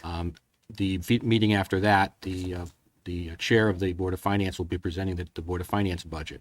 So between those periods of time, we could talk about that. The debt service I proposed takes into account some of the decisions that you'll be making for those referendums. So yes, I have those charts, and I've already It's explained very to the board important for us to get a handle on it. It was such a serious moment. Yes. Just on that topic, I just want to make sure that, because you brought it up, in case somebody's watching this, I don't think that there's a debt service problem right now. No. So I don't want people to worry that there's a debt service problem right now. But we have future decisions to make. Part of my that will affect job the is debt. to give, and I know I probably said a lot more than you guys wanted to hear, but part of my job is to give what's going to happen in the next few years. So my finance director and I sat down and we said, okay, assuming all these things in your capital 5-year capital budget come to fruition, a couple of referendums this year, possibly the elementary schools next year, where would that put us? But your answer to your question, no, this year is not the issue, but I have to look forward in time. So I gave them a 3-year, 4-year type synopsis, which is part of my job to do, and explain to them that just with the debt service, I would need X amount of increase in the mill rate. And I'll be happy to do that as we get in the budget process for this board too. But those are future decisions that haven't been made yet. So just to be clear, Correct. It's not decisions that have been made that, Right. that would be a potential issue of the debt service. It's future decisions that could create an issue if we don't manage it. You are correct. Thank you. But we need to manage it. Yes. Yes, indeed. Okay. Anything else for the manager? Thank you, Mark. It was very good. Thank you so much, and enjoy your vacation. Thank you, ma'am. Are you glad that they're back? You're going to get to see a little bit of training? I lost 2 games, but I will see 2 games when I'm down there, Madam Chair. So Well, enjoy it. Thank you so much. Let's move forward to the town attorney's report. And the first item, of course, is charter revision. Thank you, Madam Chair. In your packets, you'll have the memorandum that I sent to the town council early last month. Item C on old business is action on the charter revision and charge. Simply, if the council does take this up tonight, to get it passed, you need a 2/3 majority, and you'd also need to provide at least one charge to a charter revision committee, which would have to be initiated within 30 days of your vote. And within that charge would be the designation of the individuals that are going to serve on the commission? It could, but you don't have to provide the individuals until 30 days after the charge is made. So you could give the topic or the synopsis of what you want studied, and then you have 30 days to appoint those people, or you could do it at the same time. Okay, very good. Thank you. Any Madam Chair, questions? if I could just say Yes, something. So- yes, please. I just wanted the public at home to understand this because our charter is our root document of power for us as a municipality, okay? So it's akin to amending your constitution. So if you remember from civics, it's very, very difficult to amend the Constitution. You can do it by 2/3 of Congress, I believe, or you can do it by an amendment, which requires the states. So this is very, very important, what we're going to put forth to the public tonight. But what I want to say is that the charge itself is more of a organizational housekeeping matter. So what you have is, there's nothing mysterious about this. I read somewhere that it was mysterious. There's nothing mysterious about it. What you have is you have an implicit ability for the town to manage the employees of the library, okay? But it's not explicit. So it is explicit that the town, vis-a-vis the town manager, the town council, the library board, they manage the money of the library, which is very, very important. However, us as a majority, and I don't want to speak for the minority, we just allowed to be bonded and spent over $17 million of Sellington's money for a new library, okay? So it's very, very important that at this point, we turn that implicit ability to manage to an explicit ability to manage. Now, the only way to do that is to open up our charter. So we do have to resort to this very, very, very important measure of amending your charter, but it's for essentially an operational housekeeping matter. There's nothing political about it. This isn't a power grab.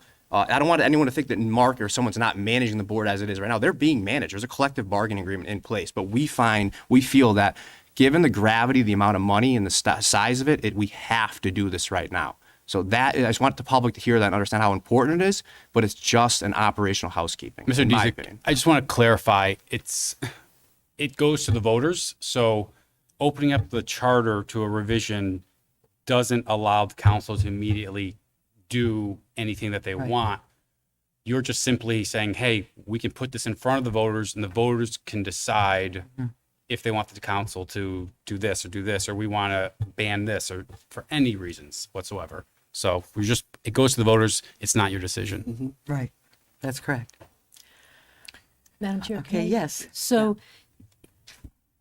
Alex, it goes to the Charter Revision Commission, right? The charge, Correct. right? And then, depending on what comes out of the Charter Revision Commission, then that will go to the voters. It comes to us. No, I'm sorry, it comes to us It's for your review. our but- vote. Yeah, but also Right. the Charter Revision Commission can study anything they want within the charter. It's not limited to the charge. So, Right, so if that- someone there says, oh, I want to study communal farms, they can study that as well and put that and send that back to the town council. Right, so the charter is, to Counselor Deeds' point, which I agree with, it's such a, it's a very important process. Yeah. But the charter is open. So now can we tonight provide other items that we would like the revision commission to look at? I believe so at this point. Is that correct, Alex? I think what we were hoping to do today is to give the charge to the charter revision people. The resolution to open the commission, it requires you to provide at least one charge. You can provide charges with it, but the charges that go to the commission are voted on under the same vote as sending it to the opening a commission. Yeah. Does that make sense? So it's not two votes. It's not a vote to open and which charges. It's we're going to have a commission and send these charges one vote. One charge. Right, so it makes sense, right? It makes sense right now if we have other items that we've reviewed our charter and we feel that this is a perfect opportunity for a charter revision commission to look at, Right. to bring those tonight. Yes. Okay. Yes, I mentioned that too. Yeah, too. yeah. It's okay. Very good. So, thank you. Would you Yes, like, I have one. We're not at that point yet. This is the town attorney's report. That's- Oh, yeah, we're oh, gonna okay, get to it, okay, Chris. okay. So I have another question about the process, though, Madam Chair. May I ask it? Sure, I'm of sure, I course. wasn't sure if I was next. So, Alex, with that regard, if we give the list tonight of what we want the commission, the charges, basically, for the commission to work on, then are we shut off, or can we, again, if the commission is still active at our next meeting and we think of something else, could we send something back? I just wasn't sure if there was a cutoff or if this is going to continue on. I know it's only open for a certain amount of time. The state law doesn't specify that. Okay. It says you send the charge, you vote it within one resolution, and then you task the commission with a due date to bring it back. Okay. And I do want to clarify as well, appointing the members by law comes subsequent to the charge and opening. So while you can't do it the same night, you would have to have a separate vote if it passed to the actual opening first. I have a question on the process. Go ahead, please, Paul. Thank you. You've mentioned the charge and then one vote on the charge. Are there independent, for example, if the other counselors have, say, three more items that they want to have looked at, are those a total of 4 charges that they have to vote on those independently, or is it one charge of 4 together? It's one charge of 4 recommendations. So the charge is your order, but there's recommendations within the order to look at.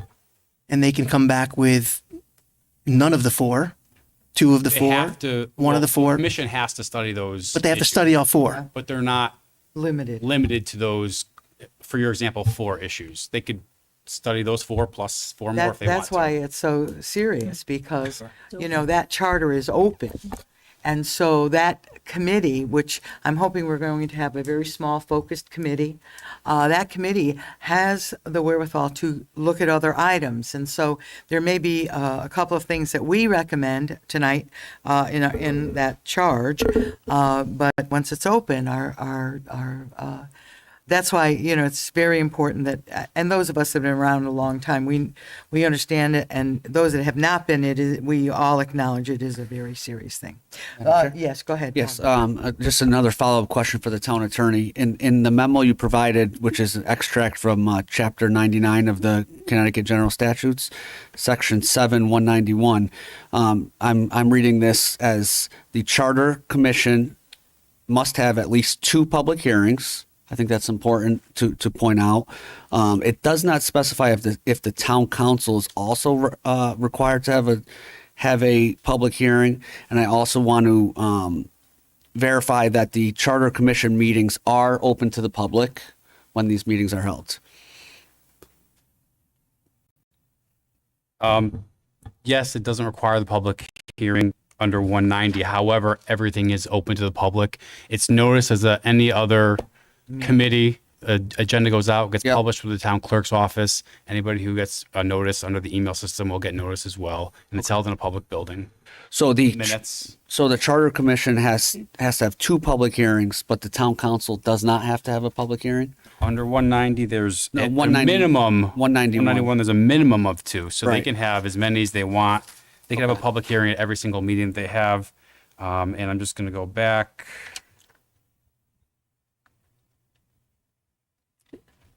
Alex, I believe the town council has to have one. One public hearing within 45 days of receiving Oh, the a next report. page. I'm sorry. Okay.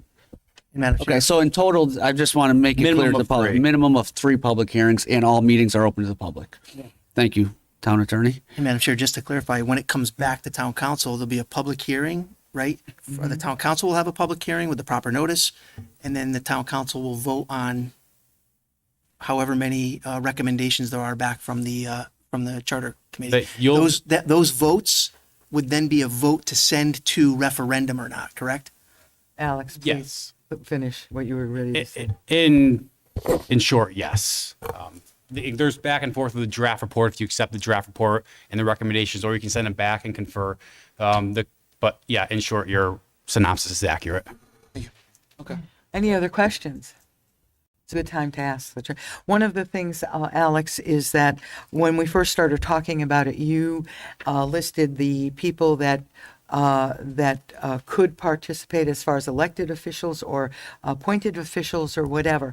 We're going to need that again.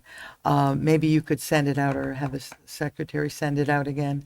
It's in the memo, Madam Yeah, Chairman. yeah. But I'll just reiterate, it's no less than 5, no more than 15, no more than 1/3 can hold another public office in Southington, and you can only have a bare majority of a single party. So if you had 5, the maximum would be 3 of one party. Very good. Thank you so much. Yep.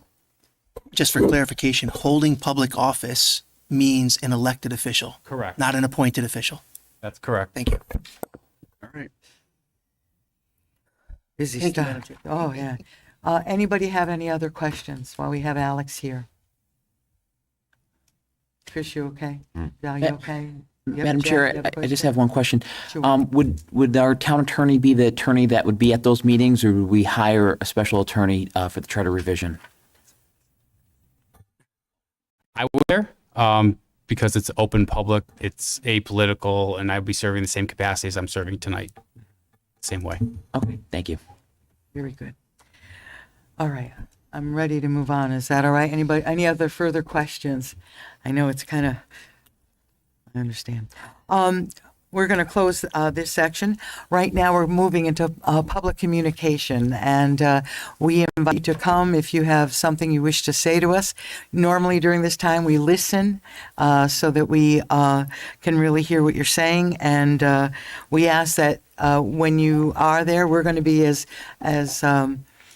respectful as possible, and we would ask the same back. So thank you very much. If there's any members of the public, do we need a break? Does everybody want to take a break before this? All right. So I would just invite anyone who would like to speak and address the town council. It's time for public communication. You have 5 minutes, and we're here.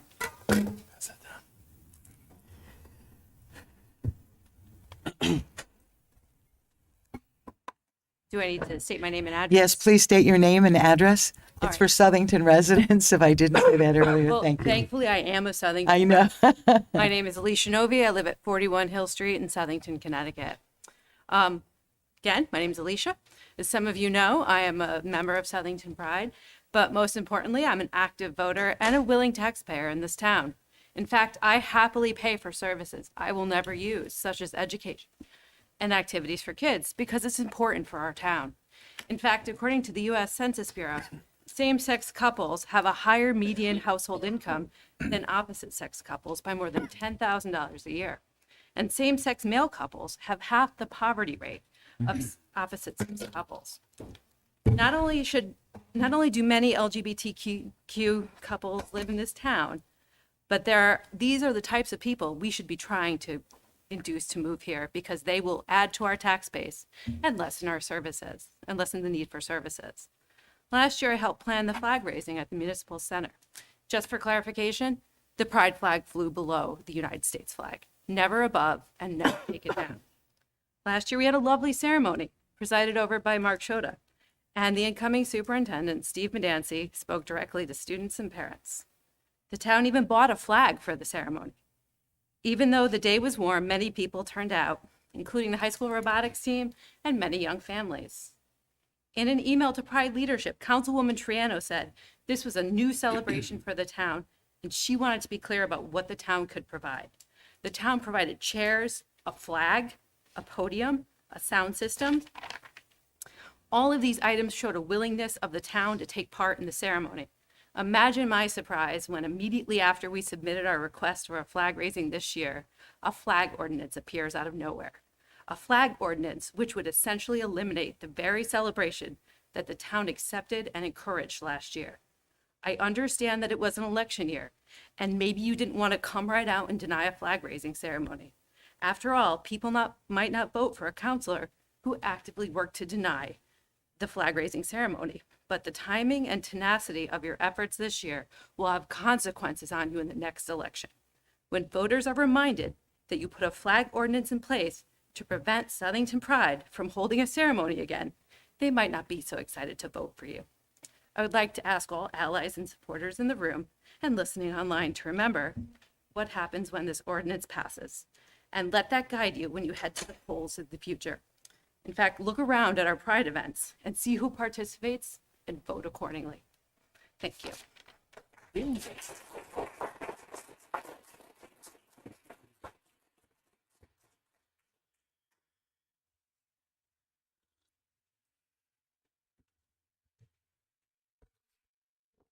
Might be even shorter.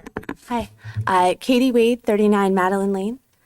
I'd like to thank all of you for your efforts this past weekend to collect medical supplies as well as items to support new mothers and babies in Ukraine. But it's not enough. I think we can go ahead and assume that we all disagree with the acts of war the Russian government has perpetrated on the Ukrainian people. I don't believe that's at issue. But anything less than unequivocal support of freedom over fascism is giving an inch that Americans should not give. And yet the Ukrainian flag is not flying in Southington. I can't help but see it in the context of Pride. I'm not a member of Southington Pride. My family has attended some events they put on in town. My children saw the families of many of their classmates at the busy Family Day Pride celebration. I've been at a few of the well-attended drag shows along with a group of fellow elementary school moms. Southington's LGBTQIA+ community is our community, and I believe by and large Southington is a caring place where we want people to know they belong. Also, and I am sorry, these topics make me emotional, but I think it's a strange stance to take that our town will only support the Ukrainian people as far as the lack of support that we're willing to show Pride. There's an ordinance under review. It's not good enough. Not when we know there are children in this community who are more likely to participate in high-risk behaviors or to become suicidal when the adults in this town don't support them. And I can't believe it doesn't go without saying, but it is not good enough when bombs are falling. Saying the town of Southington stands with Ukraine, but only as far as the policy review allows us, seems weak. And I am sorry if I seem angry. I am upset. Like many people, I have family and friends living in Europe, and people being forced from their homes and shot in the street while maternity hospitals and preschools are bombed, that upsets me when it happens anywhere in the world. I understand that a member of this council spoke with a Southington resident whose family is from Ukraine, and the council member asked her, if they flew the Ukrainian flag, what would happen next month if they got a request to fly the Russian flag? I think it's a false equivalency. Because if asked, the answer is no. This is America, and we don't side with tyranny. The bravery of the Ukrainian people are showing in the face of this feels like a what would you do moment. So anger does seem like the right response when faced with anything or anyone not being willing to say this is wrong, even when confronting Southington's apparently very binding policy review rules. Again, I do apologize for my tone. I generally agree it isn't a helpful way to communicate, but my love of this country and what it stands for prevents anything less than anger and an iron commitment to staunching the spread of Putin's war and removing occupying forces from Ukraine. I think sometimes we get entrenched in our plans, all of us. Hearing each other and being willing to change with information and reflection seems like common sense government, and I hope you do change your minds. And either way, I thank you for your attention tonight. You too.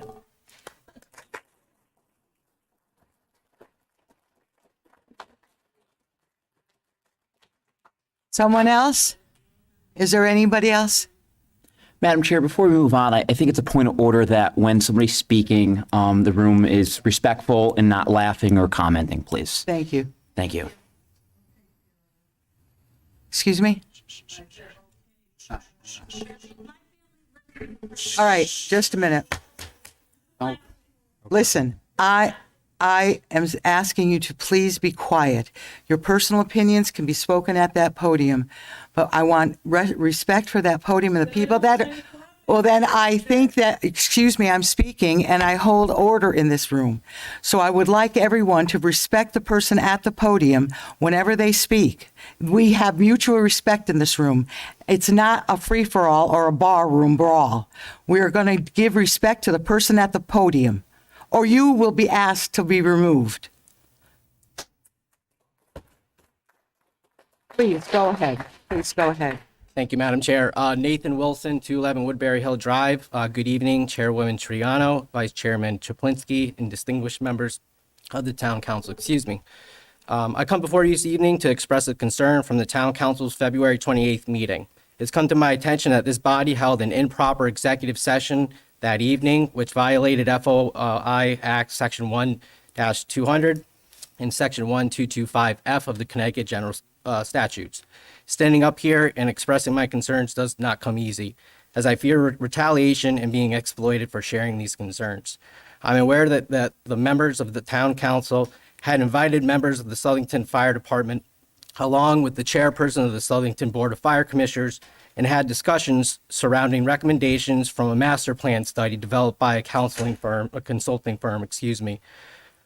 Southington Fire Department. The master plan included information surrounding recommendations for policy changes and operational services needed for the Southington Fire Department. Additionally, the minutes do not reflect the reasons for said executive session as defined in Section 1-200.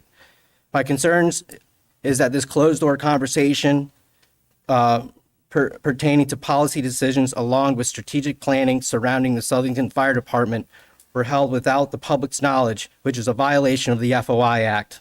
I believe government transparency is under attack by this administration. Through my experience as the former chairperson of the Southington Board of Fire Commissioners, I witnessed how much power this body wields, and I am concerned there's a high interest from the current leadership to acquire more. Regardless of which party controls this council, my concern grows as I hear there are interests surrounding the desire for charter revisions, such as removing minority party representation from boards and commissions, and fully removing public safety commissions, and now a conversation about eliminating voting districts, even though this town grows. I caution my fellow neighbors that these types of efforts will only damage the existence of the checks and balances system our government thrives on. I would like to remind members of this council that opposing views and debate is healthy for our government, and efforts to suppress voters and the minority representation is bad for government and people you serve. Thank you. Thank you, Nathan. I would like, Alex, I do want that reviewed because those are serious allegations. Thank you. Madam Chair. I just found, I'm not sure if it was by accident or not, but it just disingenuous comment from the last commenter stating that the charter revision was also aimed at removing minority representation, and that has never been discussed, hasn't been discussed, and is not in discussion. So the reference to that is untrue. Thank you very much. Okay, please. Hi. Gina Kaminsky, 355. I'm sorry, your name, please. Gina Kaminsky, 355 Berlin Street. Thank you, Gina. Here as a Southington resident, here all my life, and hoping that the town council could possibly help me with this. I'm here to discuss tonight how First Congregational Church is taking complete control over my two preschoolers, and they attend Village Green Nursery School. As we all know, that Southington Public has chosen to go optional with the masks, and Village Green chooses to follow what Southington Public does. But because they are in the church and we rent the space from the church, they are taking control over this, and Pastor Ron is taking control over everything, and there is a quote-unquote safety board, and they are still masking my children and not hearing my children, not hearing the parents. Just because we rent a space from them and we receive some funding from them, they are taking control. The rest of the school is funded from my tuition, from my fundraising. They seem to think that they have the authority on everything. They have also now chosen to have the congregation have mask optional, but still having it be that the preschool and middle schoolers of their congregation have to wear masks. Me and many other parents who unfortunately couldn't make it tonight because this was so last minute that we knew we had to come to town council have written emails, and we just get responses of, well, it's about teaching care and health and safety as, okay, so I don't care as a parent. I have also let them know that my daughter, she wasn't even 3 yet. It was the first time I put a mask on her. she's eating her masks. She's eating cloth and string. My son, I pick him up. He's angry from daily frustrations. So he has no regard to concerns. It's a non-secular preschool. He's throwing Jesus at me left and right. Jesus would want this. Jesus would want that. Every email we get back as parents is condescending. If it's a non-secular preschool, there is no reason why they should be controlling it all. It's just so frustrating. I begged my husband to come back to this community because I love Southington. I begged him to get a house in the Hatton district because that's where I went. And that's where I am. And this is the place I love. And the fact that I'm having to go through this, I have fibromyalgia. My health is in the gutter because I'm fighting for my children. My poor children. How come every other kid can breathe fresh air? And now I'm fighting with a church. It's not the school I'm fighting with. I'm fighting with a church. I don't know where else to go. I don't know what else to do. If I cannot get these masks removed, I'm going to have to pull my daughter from preschool next year because my son goes to kindergarten next year and my daughter still has a year left of preschool. We are a one-income household. This was my best option for her. I don't know what else to do. I'm paying for 2 kids. I participate in the school. I'm on committees. I'm active in this town. I just don't think that a church should be acting this way, should be treated this way. And they're such a huge part of this community, especially downtown. I've had other parents, there's plenty of other parents that have emailed him, and the emails that come back are just condescending. If the town council can somehow help in any way. Have you had a sit down with Pastor Ron? He has said that none of us have requested meetings. We have said we would. There are apparently numerous committees at this church. Nobody can get names. It's like a secret society, apparently. You can't get names. I don't know what else to do. Yeah. It's very frustrating to have my 2 children. My daughter, who's 3, she'll be 3.5 next month, for the first time last week was like, I don't want to go to school. I don't have to do this. I don't have to wear a mask. Like, this is not how I want it to be for my children. I did not have a good school experience as a child. Just for in my own purposes, it had nothing to do with the school system. And I don't want my children to think that this is how school is going to be. Thank you very much. Who's next, please?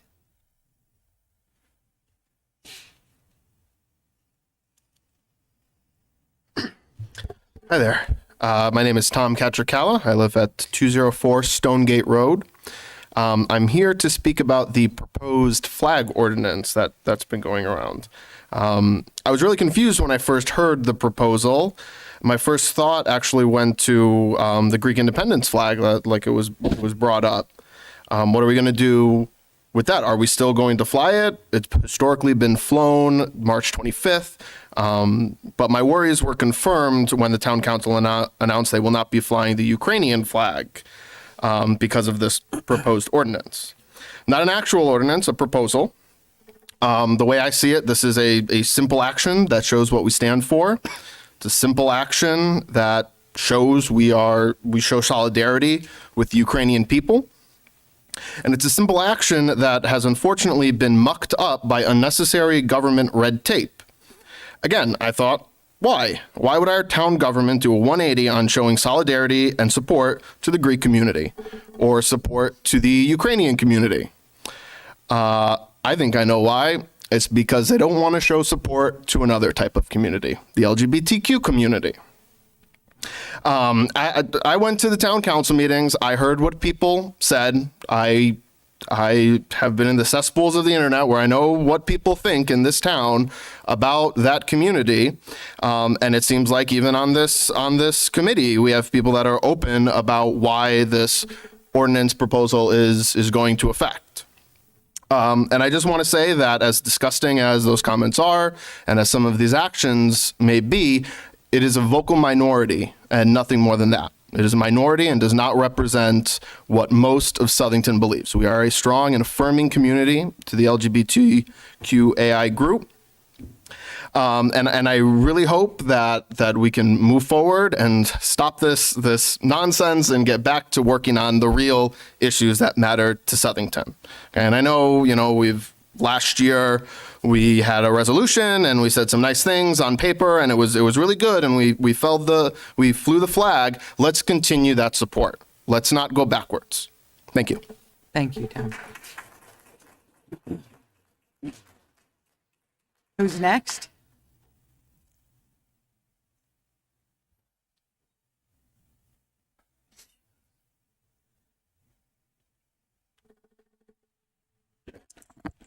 Colleen Debkowski, 363 Mulberry Street. I'm going to speak a little bit about the flag. Before anybody starts making judgment, there's people that I love and care about, friends and family, that are part of the LGBTQ. And I have a little proposal. And I think it is a slippery slope of where we go with the flag. Wave any flag you want as your First Amendment right in your home or other places you may purchase. But the American flag is supposed to be for all of us. How about we all just be included? You're included.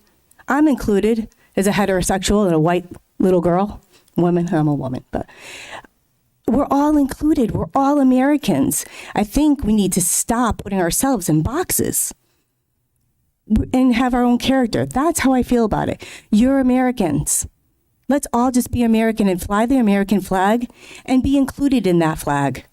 I include you in that flag. I include everyone I love that's an American in that flag. And I think a lot of people feel that way. The slippery slope is, at what point does that go? And it is a slippery slope. Do we add the Russian flag? Do we start adding the Confederate flag? Where does that go? I want everyone included, and that's under the American flag. Thank you. Thank you. Anyone else?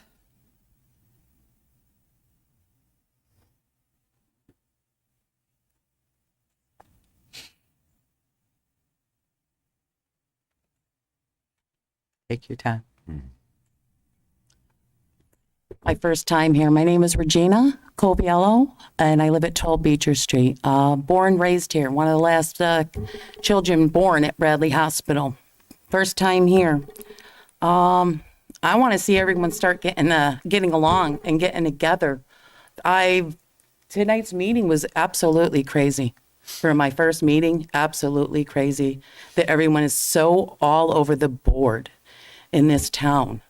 The flags, the pride flag. Yeah, I mean, I don't know what you know, but do you know there's more than that? Do you know that there is now pansexual? Do any of you know that? Do any of you know what that means? Okay.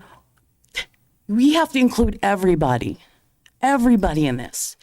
And as far as the Ukrainian flag, all right, if we can't do it here, can this council find a place where people can congregate to support them?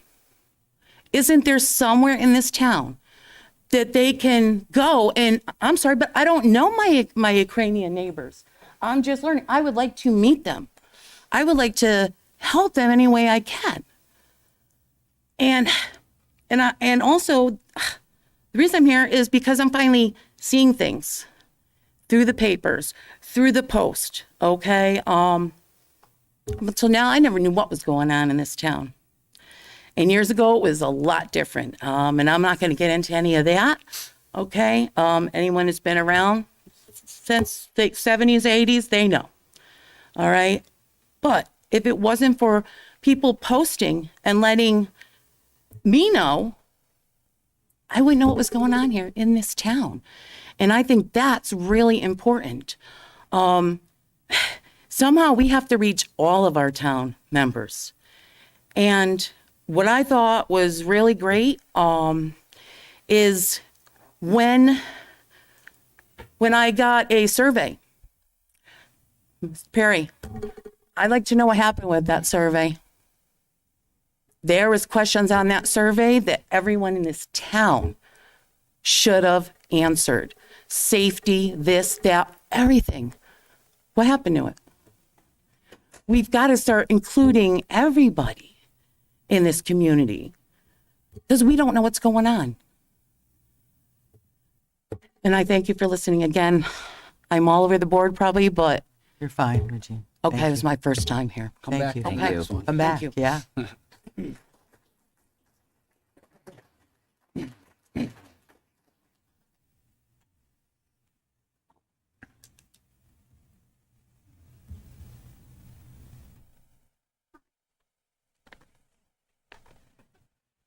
My name's Effie Mutojanis, 53 Rustic Oak Drive. So, like everybody else, first, thank you for doing the Ukraine collection. That was great. Donating. It was nice to see everybody coming together. Fabulous. So I'm here to speak about the flag in support of not changing the ordinance. It's my understanding there's a proposed ordinance to limit the flags. So I'm fairly new to even paying attention to town politics, I'll be honest. I, like the last speaker said, I can assure you there's so many people in town that have no idea what's going on at these meetings. They would probably be surprised what was going on. I was one of those people. And when I talked to my friends and my neighbors about the Ukrainian flag, they had no idea what was going on, why it wasn't flying. They had no idea about the proposed ordinance, and they had no idea why there would need to be a change to the ordinance. So I was brought up in New Britain most of my life. There was probably weekly flag raisings of any community represented in New Britain. I'm Greek. I was there every year for the Greek Independence Day flag raising. You know, they represent a lot of people in town. So my question is, I think someone on the council said that there would be unreasonable requests or a rabbit hole. So my question is, what is it about Southington residents that would lead you to believe that they're unreasonable in their requests? And New Britain is completely reasonable and has been for decades. And it seems the town of Southington has been reasonable for decades. So what's the change exactly now where this ordinance is required? What's the urgency is my question. So, I mean, it's my understanding, and one of the council members brought up the pride flag. So, we'll go there. Last year was the first year we had Southington Pride. The flag was raised below the American flag. I'll say that. I was really proud of the town because it was unexpected to me, knowing some of the conservative values. So I was pretty pleasantly surprised that the flag was raised. And not only was it, a town event and represents our community, but a lot of local businesses supported the event and benefited. And we got a lot of people in town from outside our town to support our businesses. So I think it was a great event. And I understand there was people that protested the event and the flag. So this year when the request was made to raise the flag, coincidentally or not coincidentally, that's when the ordinance change came up. And when the Ukrainian flag request came up, it was denied for the proposed ordinance, which is not actually an ordinance yet. So I have to wonder, what is the urgency again with the flag ordinance? Is it to appease the people that protested last year about the flag, the pride flag? Or is it actually you think that this is going to devolve into some sort of rabbit hole flag flying culture war? I have to ask that question. So the town has successfully had raising of flags for decades to show support for the community members. So I don't know what's changed in that regard. And I'm not going to go really into the politics or the religious opposition to the pride flag. None of that matters in this instance. I can tell you that talking to other people of Southington, my neighbors, my friends, the parents at my kids' school, the fact that this has become politicized is frankly why people don't vote. They're not motivated to come vote. They get exhausted with all of this partisan stuff and they just throw their hands up and they don't want to vote for anybody. So I don't know what our turnout was the last election, 30-something% for local elections.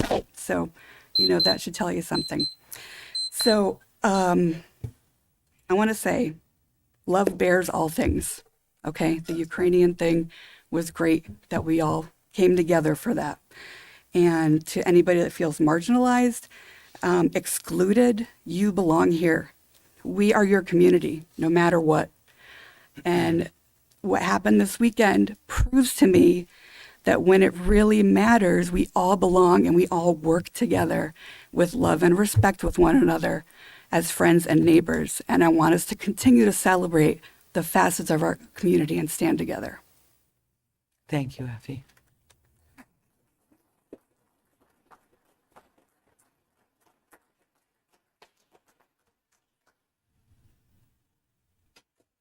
Good evening, John Moyes, 238 Stonegate Road. I just want to make a couple of comments on the redistricting of the voting. Just a couple of observations. Obviously, this map is, you can't even read. You guys are taking care of that. I appreciate that. You all asked a lot of good questions that needed to be asked, and unfortunately, we didn't get the answers we wanted. If it's possible, could we put the map that you all will get on the website so the public can see this too, as proposed right now? That would be very good for everybody to see and then understand. There's so much in there that doesn't make sense to us because, as they explained to districts, it's tough. You got the 80th, you got the 22nd now, the 30th. It's very so, and I understand that. But what I can't understand is there has to be a way, with Spring Lake Village in particular, I'm looking at, when you could literally walk across the road to Hatton or DePaulo, and to have those residents have to go down to Darrenowski, where they're elderly. I know it's over 55, but they're elderly and they have other handicaps and whatnot.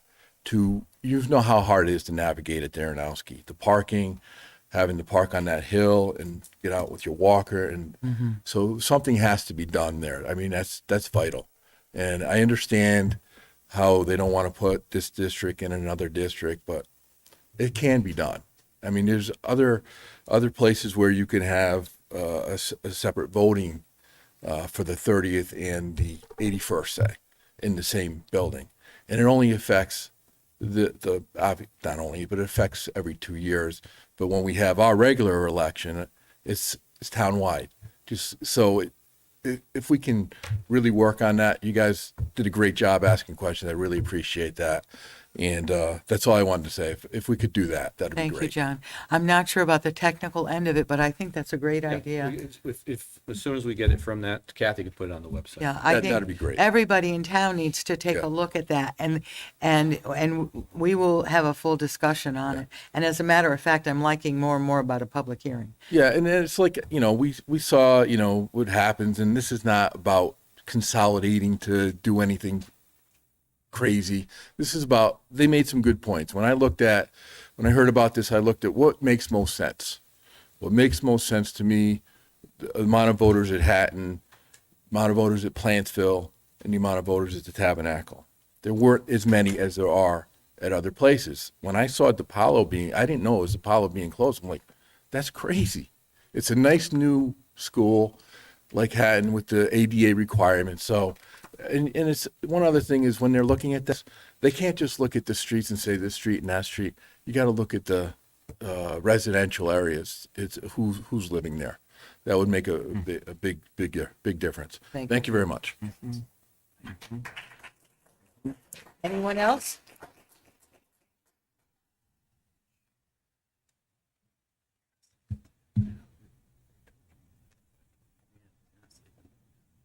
Hello, Sean Slight, 50 Knowles Avenue. Not going to bury the lead. I'm here to talk about the pride flag and the Ukrainian flag being flown on town property. As I understand it, it's been flown before, at least the pride flag. Was surprised by some of the comments. One councilman mentioned about where the flag would be placed. Pretty sure it's established etiquette and law that the American flag will always be the highest flag in the land, and except for, of course, Texas has to be different, and you can fly the Texas flag at the same height. But that being said, I want to thank the council actually for bringing this up for my own kind of personal academic look at it. I heard about the Supreme Court case for the city of Boston, which apparently prompted this. Bit of worries about lawsuits possibly in the future. Very interesting reading, and from all the articles I read, it really comes down to it's a First Amendment issue. City of Boston was asked to fly a religious flag, which the pride flag is not a religion. Ukraine also is a state, not a religious flag. But they were asked to fly a religious flag, and based on their reading of the First Amendment, they did not want to literally and figuratively raise one religion above the others on state grounds, which is not the case in this town or with these cases. And it's with the Supreme Court now, and as I understand it, really there's one of two outcomes. They're going to say the city was wrong, you need to fly it, or the city was right, and you really shouldn't fly a religious flag on state grounds. Really interesting sides in this argument, too. If you haven't looked on it online, the ACLU's on one side, there's a bunch on the other. Very interesting argument. My concern is it really is about free speech. In both sides of it, they're talking about free speech and using town property for the purposes of free speech. And I'm concerned that from the comments tonight that our town council seems to be shying away in the hope of limiting divisiveness, shying away from citizens using their free speech to put forward ideas to fly flags in town. We are better because we are made up. We have our different interests, our different beliefs, our different aspects of ourselves, and we are better as a community for it. And so I believe that the new ordinance limiting the flags is completely off base. We are not going to do anything by limiting free speech in town. We're not going to do anything about getting away from that divisiveness by limiting the speech in town, by not having those conversations. And they can be hard conversations to have. But we are better as a town when we have those conversations. I don't want this, and I know the town can't do this, but I mean, look at national news, the Don't Say Gay bill in Florida and stuff like that.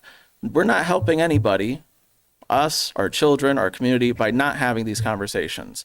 And as not decisive at all as flying the Ukrainian flag right now, or in my personal opinion, the pride flag, it's just kind of ridiculous to me, to be honest. So that's how I feel. Wanted to share my thoughts. Thank you. Sean. Madam Chair, may I just make a point of clarification? Okay. Since free speech was brought up, I think it's important to clarify that the ordinance is not trying to limit free speech. And the Supreme Court justice actually said in the articles that were provided that if a municipality uses a flagpole for free speech, they must allow all flags to be flown. That's right. So the Supreme Court justice actually said one flag, if the government is going to allow a device to be used as free speech versus government speech, then the government cannot mandate and the government cannot choose which flags to fly and which ones not to fly. They all must be flown. It's only in a policy that a government can create their own government speech. So I just want to make sure it's clear. There is a right to, there is a right to assemble on public property, and there are rights to fly any flags during an assembly, using whatever mechanisms those who choose to attend an assembly on public property, and that is not part of the change in the ordinance. Thank you, Madam Chair. Thank you. Madam Chair, can I do a point of order, please? I thought this was an opportunity for our public to have this conversation. Wait, hang on one second. That again, this is the opportunity for our public to come up and talk. And I don't want us as elected officials to discourage them or give our views. We're supposed to sit here and listen, and I think that's what we've always done. And I would like to see that continue happening this evening. Thank you, Jack. But there are times when something needs to be clarified, and that Supreme Court article was very clear on that. So thank you, though, Jack. I appreciate that, and we do listen. So please go ahead. Yeah. Hello, everyone. My name is Mitchell Oliva. I'm the chairman of Southington Pride. I think enough people have spoken about the flag ordinance, so I'm actually going to speak about something different. The biggest thing I ask is, I've been sitting in the room tonight, and it's exciting to see so many people here, regardless of their view, whether it's for or against this ordinance. But I ask everybody to remember that we're all adults. We're going to walk out of this room, we're going to go home, and we're going to move on with our lives. And I ask that when we start to engage in social media and when we start to engage in different areas of communication, that we keep in mind that there is a youth audience that's listening to this as well.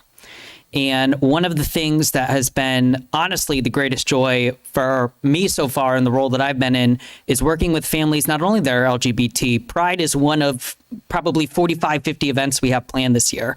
Our main focus is really to provide resources to communities that are not currently have resources, not because people don't want to provide those resources, but they're new resources and they haven't yet been brought to town.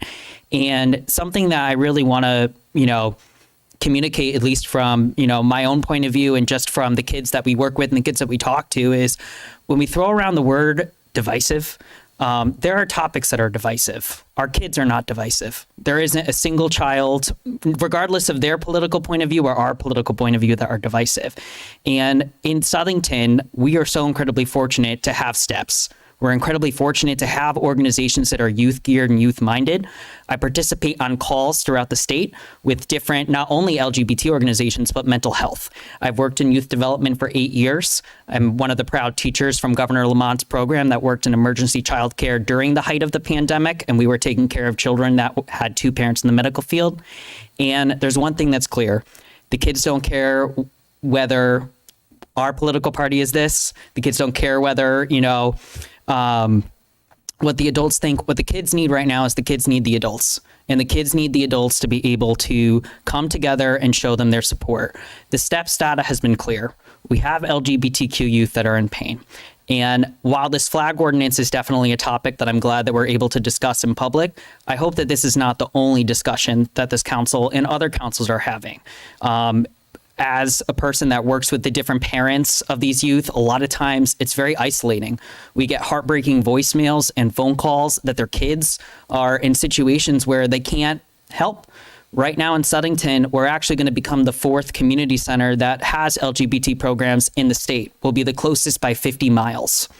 And I really hope that in this room, no matter what your point of view is with the flag, no matter what your point of view is with whether it should go on the poll, not go on the poll, whatever that is, we all continue to remain united in what is probably, and I'm not even going to say probably, I'm going to say is our most pressing issue, which is youth mental health. And we really, as a group, need to continue to keep that into perspective. And I ask that before we leave this room tonight, these kids, while they shouldn't be, they are on platforms like Southington Talks. They are on platforms that are similar to that. I wish they weren't. I try to preach to the youth that there is nothing worse than social media, in my opinion. But I think that we really need to make sure that when we leave this discussion today, we keep in mind that the youth are listening and that we do everything in our power, regardless of our belief, to make sure that we do not send a message to our youth that they themselves are divisive or that their identity or that their family is divisive. Thank you so much for your time, and I appreciate, all of the efforts in general on youth mental health and what we've done. My favorite part of the last meeting actually was watching Councilwoman Triano and Councilman Palmieri talk about the creation of STEPS and how it was 6 people sitting at a picnic table.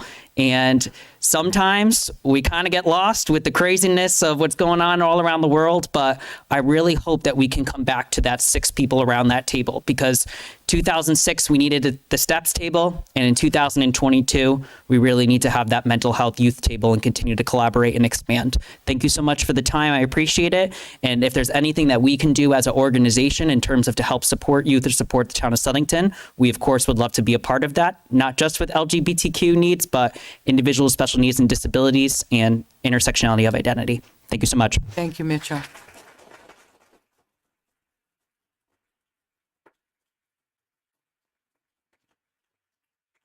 Anyone else?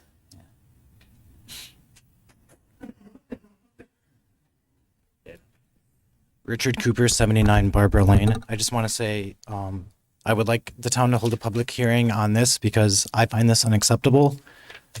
I was not impressed by the presentation that was given by our election division.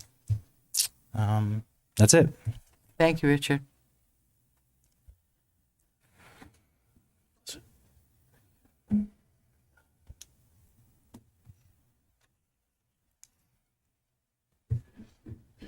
Good evening. Alyssa Nelson, 25 Old Turnpike Road. I'm here about the flag, and I want to say thank you all for listening and, paying attention to opinions that may vary from what you believe or how you identify. I do identify as part of the LGBTQI plus community, and I just want to say that I understand that it's not it's so much bigger than flying a flag. I get that. But having it flown last year and having it now not being flown or being a point of contention in these meetings, it makes us, I'm using that as a general term for people of the community, which I partake in, feel unheard, unsupported. And being gay isn't a choice. Being gay isn't something that people want to do. It's not a political party. It's not how you choose to live your life. It's who you are. It's who you're born as. And being someone who was born that way and didn't have a choice in the matter, I felt very supported last year when the flag was flown. And having it be such a point of contention and such an issue is something that is unsettling, and I understand the reasons why. And I understand that it is being politicized, but being gay isn't a political issue. So when you're talking about flags being flown, whether they're the Confederate flag, it's just some crazy things that get kicked around. It's a point of view and it's an opinion. It's not someone's identity. So I don't know if any of you are a part of the LGBTQIA community. I don't know if any of you have families or anyone who is part of it. But just as someone who is a part of that community, I want you to know that it's something that is who we are as a person, not who we're, choosing to vote for or choosing to agree with or whose side we're choosing. It really is a deep matter that affects our identity personally. And so I really appreciate you taking the time to listen to everyone's voices and to consider all of the opinions. And I just want you to know that, it is a very big matter and it means a lot to people who, again, I'm a lifetime resident of Southington. Do I want to continue to live my life here? Do I want to buy a home and, continue to live here? These are things that I consider when I'm making those decisions. Southington is listed on the papers as a city of progress. The world is progressing to move to diversity, equity, and inclusion. It's something that you want to stand with. We want to progress towards that. And it's not oppressing others to fly that flag or to show support for those people. And when you think about who you want to live in your town, do you want people who are, diverse, equitable, and inclusive? That's the kind of future that I would like to progress towards. It's part of the future that I would like to be a part of. And so I just want you guys to consider that it really is deeply personal to some of us who are in that community, seeing it flown last year and perhaps not being flown this year because our identity and who we are and who we love is being politicized. So I want you to feel the weight of the decision that you all make. I really appreciate, I know it's been a long meeting. I'm sure a lot of people are tired. I'm sure you guys are tired and want to go home. But I appreciate you hearing our voices and knowing how much it means to us. As Southington residents, as a part of the Southington community, as a part of the Pride community, as part of the LGBTQIA community, and the American community, it really means a lot to us. So thank you all again. Thank you, Elise.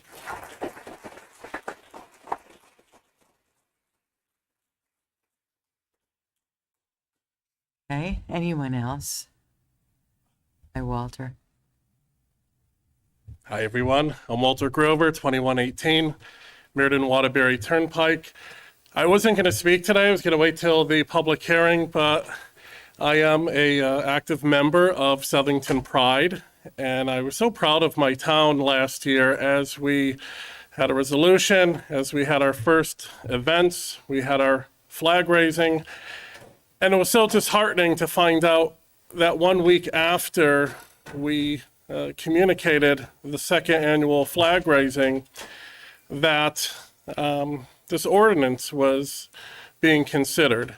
It really was disheartening. I think most people see what's truly going on. This has nothing to do with, well, what if they want to raise the Russian flag? What if they want to raise this flag? It really has to do with appeasing a small minority group who oppose having our pride flag raised. Mr. Dzik, the American flag will always be at the highest, always. But the pride flag is something that we need more than ever, because right now we are in a trend of being divided. I can't speak anymore after 14 hours.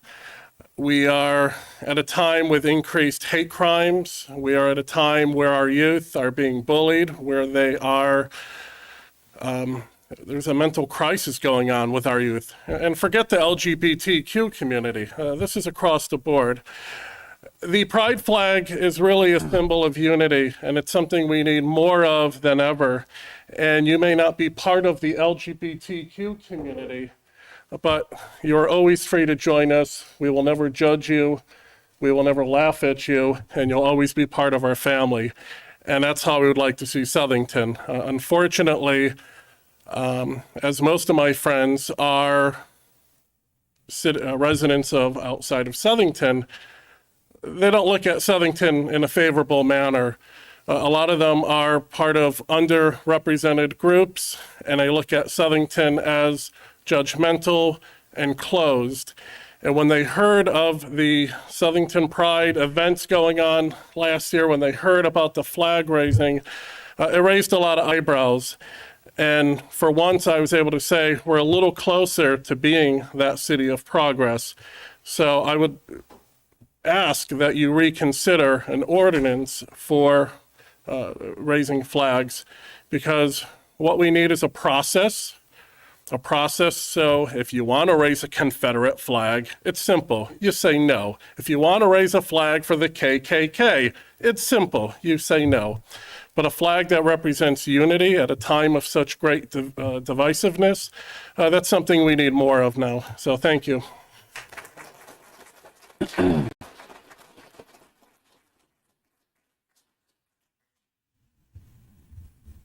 Anyone else?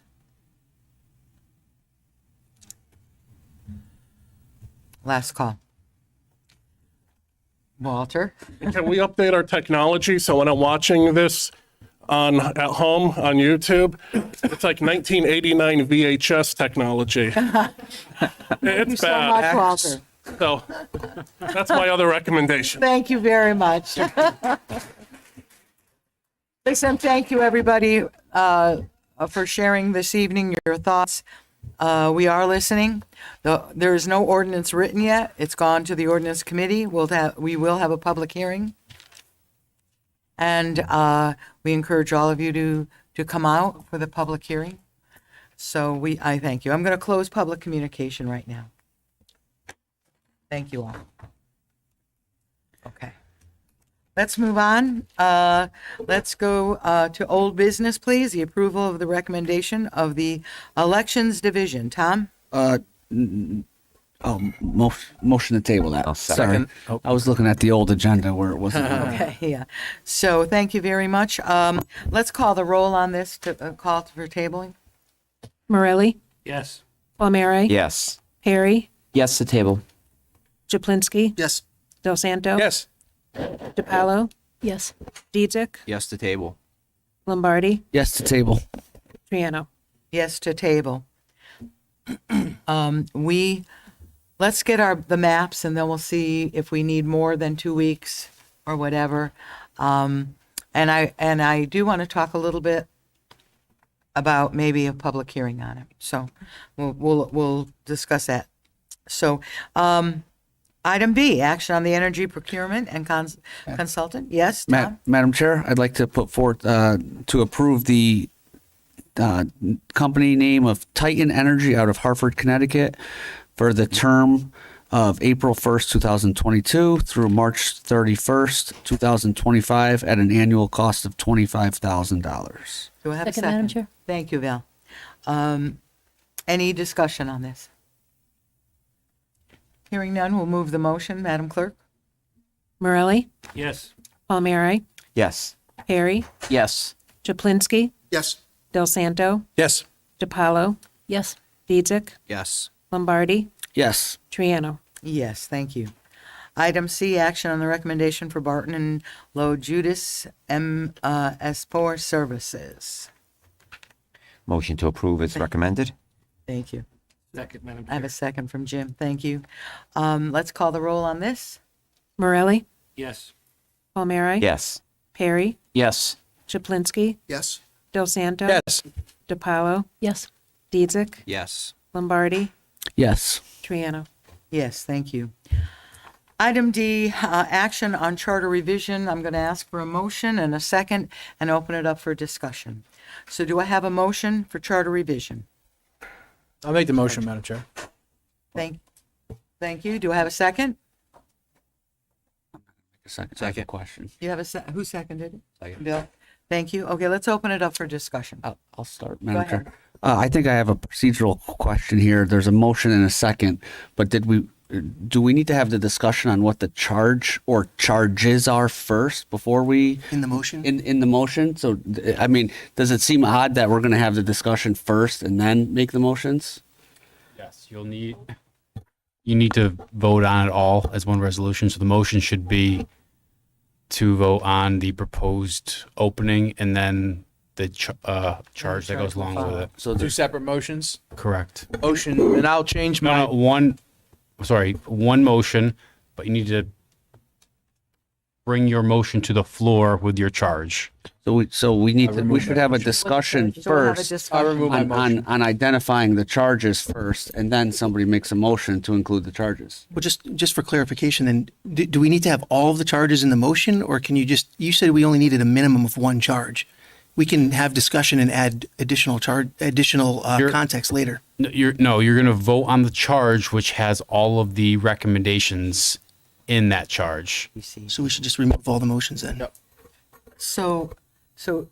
Okay, so we really need to remove all the motions and with the understanding that the motion that is going to be made is going to include charges. Yeah. So All right. I'll remove my Charge motion. will come at the end, or the motion will come at the end. So, in discussion, and caucus, we felt that a small, focused charter revision committee would work best, of being 5 people. 3 from the majority, 2 from the minority. And that, Bill put down, part of the charge right then about, the library, right? Do you want to repeat that for the record, or do you think it was sufficient? Yeah, so I guess a proposed charge would be to open the charter to review the control over the library board with respect to the town manager and making it explicit that the town has control via the charter. I don't know if I can clean that up a little bit, but that's the essence of my Okay. charge.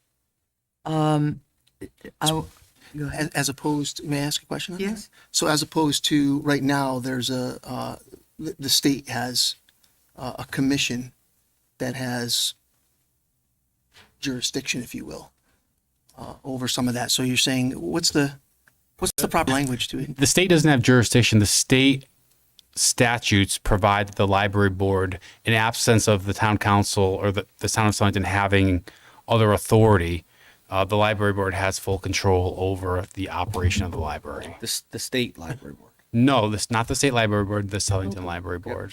The state just has the rules that say, and if there's nothing in our charter, everything defaults to the board, the Southington Library Board. In the suggestion, Councilman Put it Dietzick, specifically in our on- charter that in addition to the financial control and the other items that we have specific control over, that we have control over the management of personnel. the town manager would have, The town. The town manager, the sure. town manager. Can you tell me which part of the charter you're referring to? Where specifically are we referring to this? Or is it something that's going to be added? No, they're saying they want to change it. It's Is it So a what- change or is it It's- an addition? there is It could be an Well, addition. and I guess my question is that, again, you guys were talking about obviously making a change. And what I'm kind of seeing on my side of the aisle, or our side of the aisle right now, is we didn't know anything that you guys are trying to present. And now you guys also seem a little confused on how the library board currently works. So if you guys have No, been we're not working. confused at all, Jack. Thank you. We're not confused at all. We understand that the library board. So is it currently in our charter, and is it a certain section that we could review? Pulling it up now. Thank you.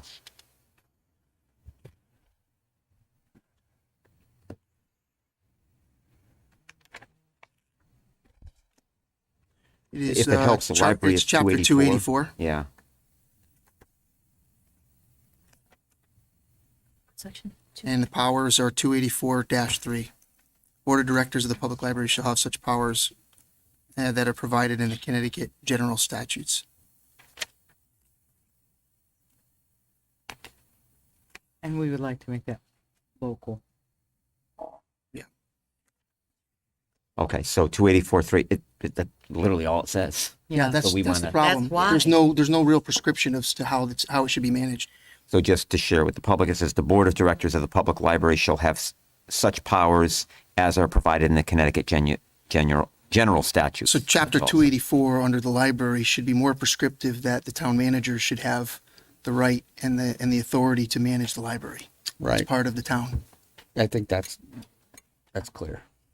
So we should put forth a charge with that said section. How that is worded or whatever, I think they need to investigate that. Yeah. The proper wording. And that's what this really is, Clarify to section. investigate it and see what would make it better for the library and the library board to be able to function more closely in sync with the town. I think it would be very beneficial. Is there anything that you would like us to look at? I've mentioned this before, so it's not a surprise, but I'd like to look at the minority representation. So looking at Connecticut General Statute 9-167A, that talks about generally minority representation. And I'm not looking to change, the amount of my majority seats on there, but our town attorney has said more times than once this term alone that really the way it's written in the charter speaks to the majority representation more so than minority representation. So I'm wondering if we can take a look to ensure the non-majority party does have representation. Just some of what's happening with independents going on instead of Democrats. So. Yes. I'd like to look at that, and there's also from the Office of Legislative Research from the state of Connecticut, it does specify that towns are free to enact a greater degree of minority representation than required by the state. Because I know currently, similar to your concern, we're adopting more of the state model. So again, I'm not looking to change the majority. I'm looking to just ensure there's Minority equal representation of the On the other non-majority party. Without eliminating, I understand what you're saying. My question is, so thereby, there would not be room for unaffiliates to, Well, there could be, but I think there should be a conversation and agreement between both sides. Okay. Because, like it or not, we have two major political parties in this town. So I think there should be collaboration between both parties, if we want to see unaffiliates. So again, just to the town attorney's point, it's called minority representation, but really written about majority representation. So just to take a look at that. And again, those are two state statutes that I think could be helpful as could you give me the second, excuse me, could you give me the second one, Connecticut please? General Statutes, 9-167A. And then this is from the Office of Legislative Research. Research, yeah. And it talks about under minority representation, towns are free to enact a greater degree of minority representation than required by the state. Right. By adopting in their charter. So again, now that the charter is open. Madam Chair, can I just ask Councilman Palmer one question? Sure. What section of the town charter is that in? And honestly, I don't is know. it all around? It is, Okay. but I'll defer to the town attorney because like I said, I'm going by It's what under- he's told us. In the charter, it's section 204. Section Okay. 204? Thank you. Okay. So I think it's important to note too that the Charter Revision Commission, could put in our charter what we want to follow for representation. We don't have to follow the state statute. Right. State- Or the state Right, whatever the state referral, yeah. statute is, and if it changes. And possibly they'd have to maybe look at definitions of what is the Political what is parties. definition of a political party? Sure. I think that's important too, because it brings again clarification so that we're flowing with the same understanding. I think that's really important. So is there anything else, Chris? Nope, that's it for Okay. me. I don't think we have anything else, right, guys? Madam Chair, Okay. You could go first. So, Madam Chair, I'm hoping that this will be helpful. I don't know if anybody's been able to review from the National Civic League Model City Charter. So it's an excellent, the National Civic League is it's a nonpartisan, nonprofit organization that's been around for over 100 years. And it basically works to advance, civic engagement and, creating like equitable communities, healthy, thriving communities. What they do a ton of work, but one of the things they do is that they put together research. They do a lot of research and put publications together. So this is in the 9th edition now. They spent a year during 2021 with a huge group of people putting together, a model city charter.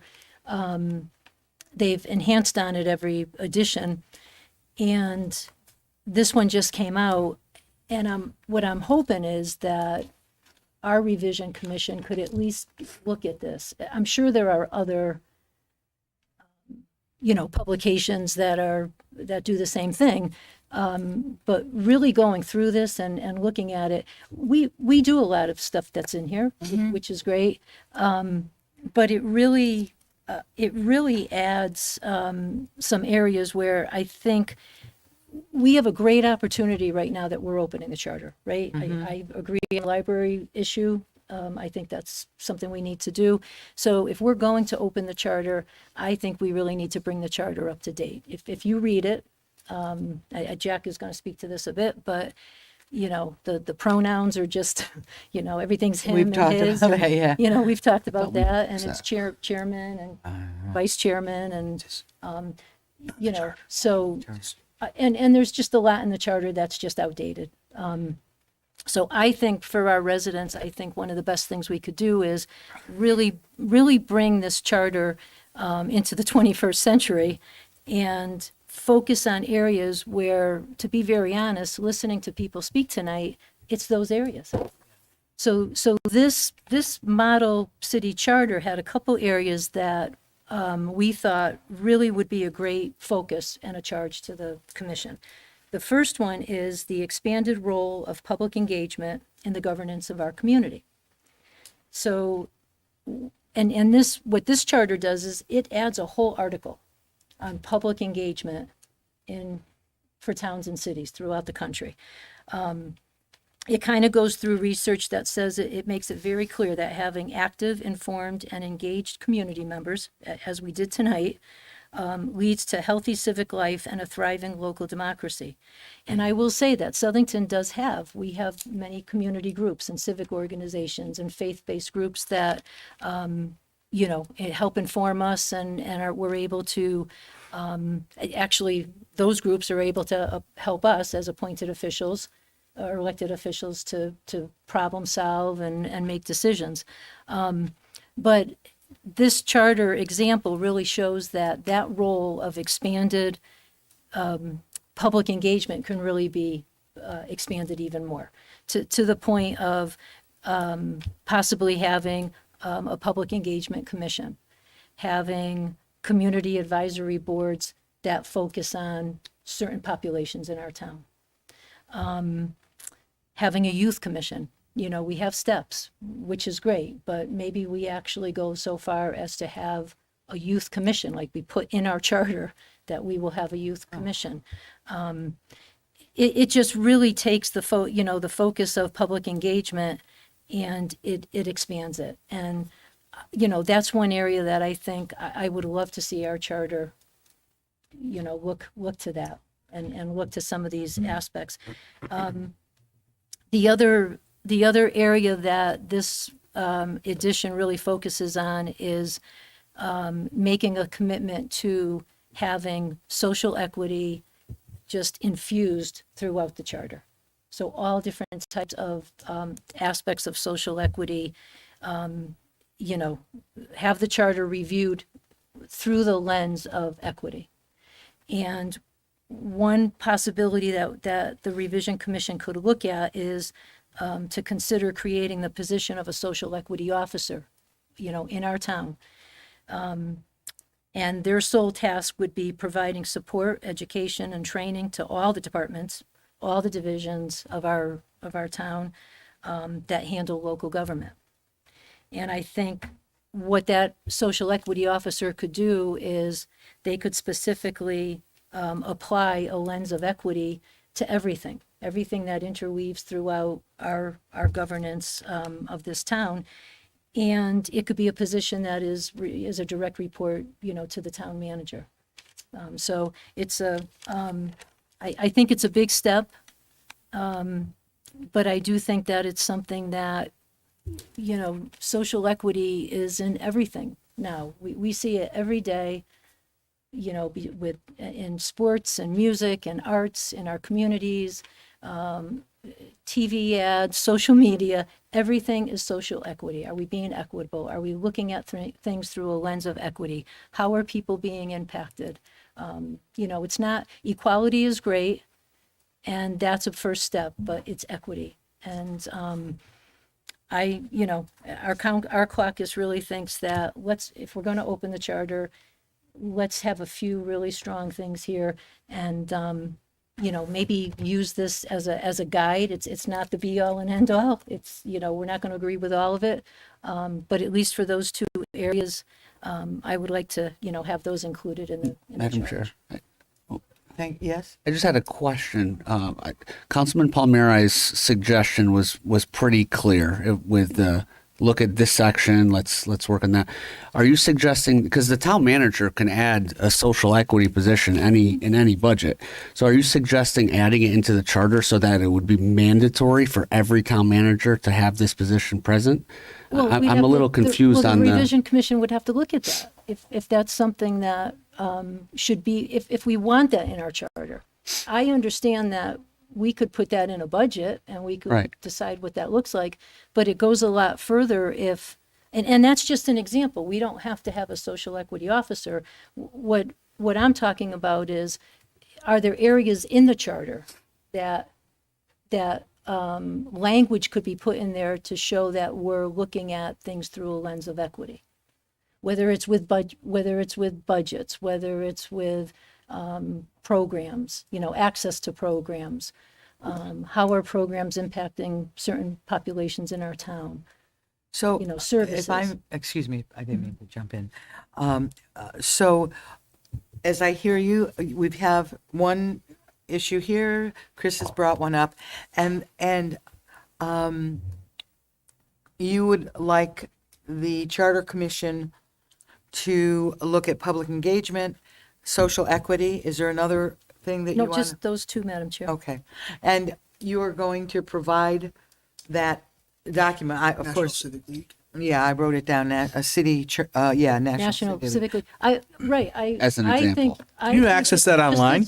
Oh, sorry, Val. This is online. You got the, okay. Yeah, you could get it online. I mean, I just think I wrote it down, it's because they focused on the public engagement and the social equity in this edition, it just would give guidance to the revision commission. So I think, Just a quick clarification, Madam Chair, if I may. So are you looking to send that publication to a potential charter revision committee for broad review and just kind of help discussion, and then to kind of push the discussion I off mean, of if that? that- Because they can review anything they can Right, I try to would- do anything they want outside Right. of the charge. so. I think if that's, I think if it's something that we're comfortable with having them look at, I think it would be a really good idea. So, Madam Chair, if I can just, Sure. so just to summarize, if I heard you correct, Val. So what you're proposing is you would like the committee to look at specifically, can we look through the lens of equity, especially around public engagement and social equity, while using the National Civic League document as a guideline for review and ideas? Right. And just as a, just to clarify further too, in this, there's an appendix that talks specifically about social equity. And I think that would be an excellent appendix for the revision commission to look at, along with a glossary of terms and definitions.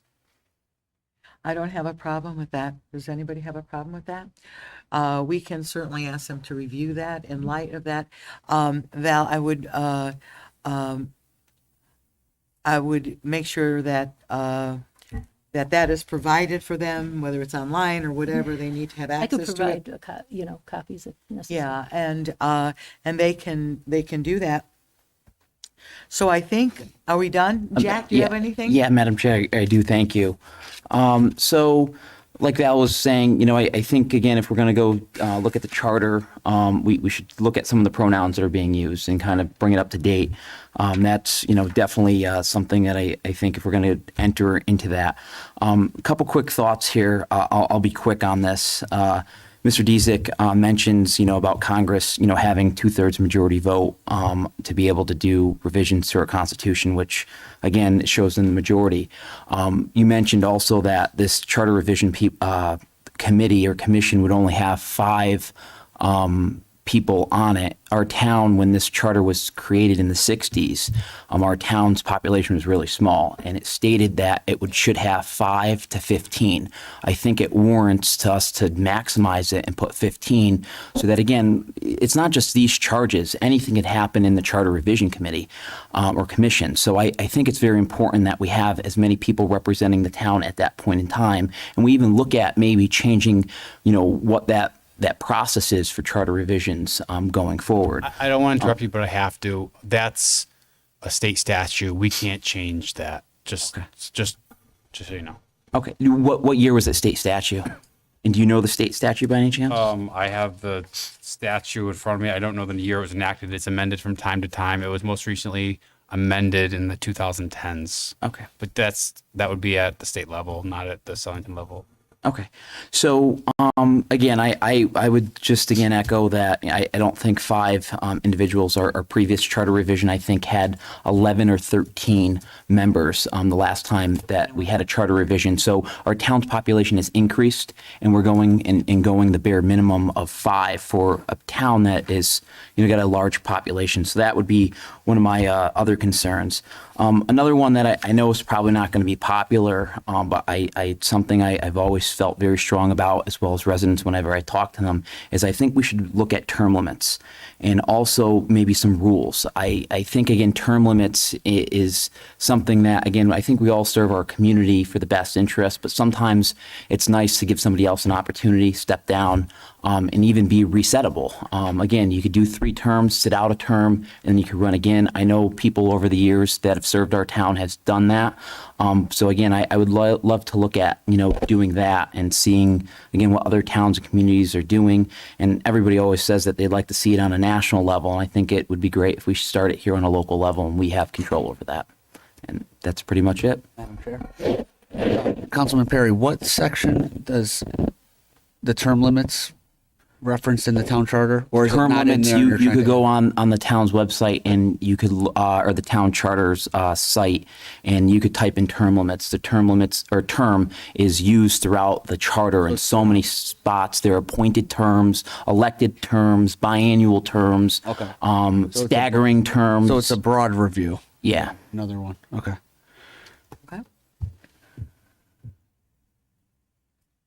I'd like to just make a comment, Madam Chair. Yes, please. On the maximum number of people, I don't think it's a good idea to have 13 or 15 people. The last town, no knock to the people that worked on the last town charter, but it went on for quite a long time. It's hard to make progress with so many people on a team. And, you know, as being a professional who used to manage a project management organization, there's well-documented science out there that 5 to 7 is an ideal team size for not only getting a diverse background, but also being agile enough to make decisions. So I would suggest sticking with the 5. Okay. Anybody else? Chris? I just want to thank you for, I just want to be clear. So there's 5 members, 2 are Democrats. Yes. Okay. Yes. Not on affiliates. No. Right? Again, Two I are just want to be, Democrats. 2 are Democrats. We Thank worked you. so well on Saturday, Chris. How Excellent. could I Okay, do I any- just want to make sure. And We and appoint we them. could We appoint them. we could pick our yes. Okay, thank you. I just want to get that on the record. I appreciate it. Thank you very much. Just remember, you still have to go with the classifications that are in here, elected officials and all that. So Yeah. you guys got to work together on whatever number you choose. We got to make it. And if there's one That's elected fine. official, you guys will have to decide who gets the elected official. Okay, that's If there fine. is one If there's one, an proposed. elected fine. official.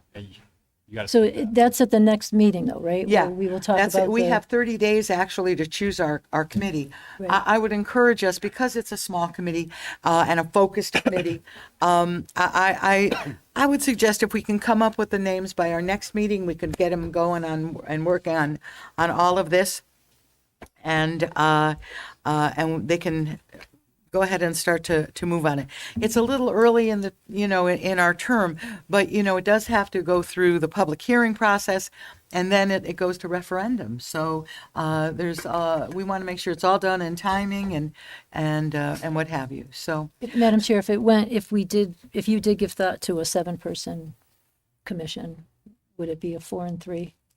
if it's a 7 commission, Alex, would it be the bare majority, 4 would be the most of one party. so 4 and 3? 4 and Well, Or 4, or it could be 2, unaffiliated, 4, and right? Based on the 1, definition. 1, 2, Yeah. 3. It cannot be more than 4, Councilman Palmer. So, I mean, I understand keeping it small. Yeah. I do understand, but I have to agree with Councilor Perry. 5 is smaller. 7 could be. what does everybody think? I want to hear from everybody. Yeah, your next meeting. I mean, just if you could give that thought. Number out. I Do we need think, to and if we could have determine the number, dialogue though, about it Alex? the next But meeting. we need that'd be the great. number today. Not tonight. Next meeting, you'll have to just give the names. Or not the next meeting, within 30 days, you have to Give vote the on the names. names. But do we need to have the number of names tonight? Do we need to have the number, the size of the committee tonight? No. Okay. Within 30 days, yes. Yep. Okay, thanks. Well, that's something for discussion, isn't it? So can I summarize, Madam Chair, the Yes, points? I heard Bill or Mike with the original motion, bringing the functional management of the library under the town manager as a summary. I heard from Chris, minority representation review under Connecticut 9-167A and our town charter 204, looking at ensuring that in general, really looking at ensuring that the non-majority party has guaranteed representation, right? Somehow with the wording. Val, I heard you say that you wanted to see if we could look at the charter through the lens of equity, specifically looking at expanded role of public engagement and social equity in the charter, and also considering the National Civic League document as an area to broadly review for ideas. And then I heard Jack say pronouns, Madam Chair, and looking to see if we can harmonize that and with today's terms. And then broad review of term limits, and should we be updating term limits across the broad review. I also heard Jack say to maximize the number of people, but I don't think that's a charge. That's a discussion. Discussion That's for a next personal meeting. thing. Okay. Yeah. I think that's Those are the what, 4 that's items. what my notes had as well. So now we would be ready for a motion. Yeah, we're ready for a motion now? You'll want a motion on Mr. Chaplinsky's Aforementioned. aforementioned I thought it was pretty good. Is everybody okay with the recommendations. summary? I'll make that motion with Mr. Chaplinsky's aforementioned recommendations or points of lead. Do I have a second? Second, Madam Chair. Thank you, Val. Please call the roll. Morelli, Yes. Palmieri, Yes. Perry, Yes. Chaplinsky, Yes. Del Santo, Yes. DiPaolo, Yes. Dietzick, Yes. Lombardi, Yes. Triano. Yes, we're opening up the charter. Thank you, everyone. Yeah. Vault's open. Or no trap door. Yeah. Del Santo's making sounds. I'm worried. That was my belly. Been almost 3 hours. All since I ate. right. Thank you, everybody, for this conversation. That was very helpful. Let's move on to item 9, new business, tax refunds. I make a motion to approve our tax refunds that were presented in our packets. Thank you. Second by Mr. Dietzick. All those in favor signify by saying aye. Aye. Any opposition? Hearing none, it passes unanimously. The next item are my appointments to the Senior Citizen Commission. And I am, because they're working so well, all 3 of these individuals wrote and asked to be reappointed, and I could see no reason why they wouldn't be. So therefore, Kimberly Roy is being reappointed. Jessica Arsenault will be reappointed. And Paul Schupenko will be appointed again for another term. We thank them for their ongoing and excellent effort working together, ensuring our seniors have the best possible representation. All right, are we all done? We're not. Oh, you're done. That's right. Madam Chair. May I have a motion? Madam Chair, I'll make a motion to go into executive session to include the Self-Insurance Committee members, our Board of Education Finance Director, our Finance Director, our Human Resources Director, and our Self-Insurance Consultant. And there will be no action outside of executive session. As I mentioned, it's for contractual matters as it with our self-insurance plan. And we're Excluding going to be the doing press it, and public. right, we're going to be doing it in this room. So if we can vacate the room, everyone who was not mentioned, we're going to be doing this room. Do I have a second? Second. All those in favor? Aye. Any opposed? We're going to meet here, right? We're going to meet this right room? here. Thank you, everybody, Thank you for much. coming. It's Mark's day. Okay. Mark's Days. I didn't Thought hear you were your going to escape, huh? Okay. We're staying here. Right? I might as well too. Yeah. Oh.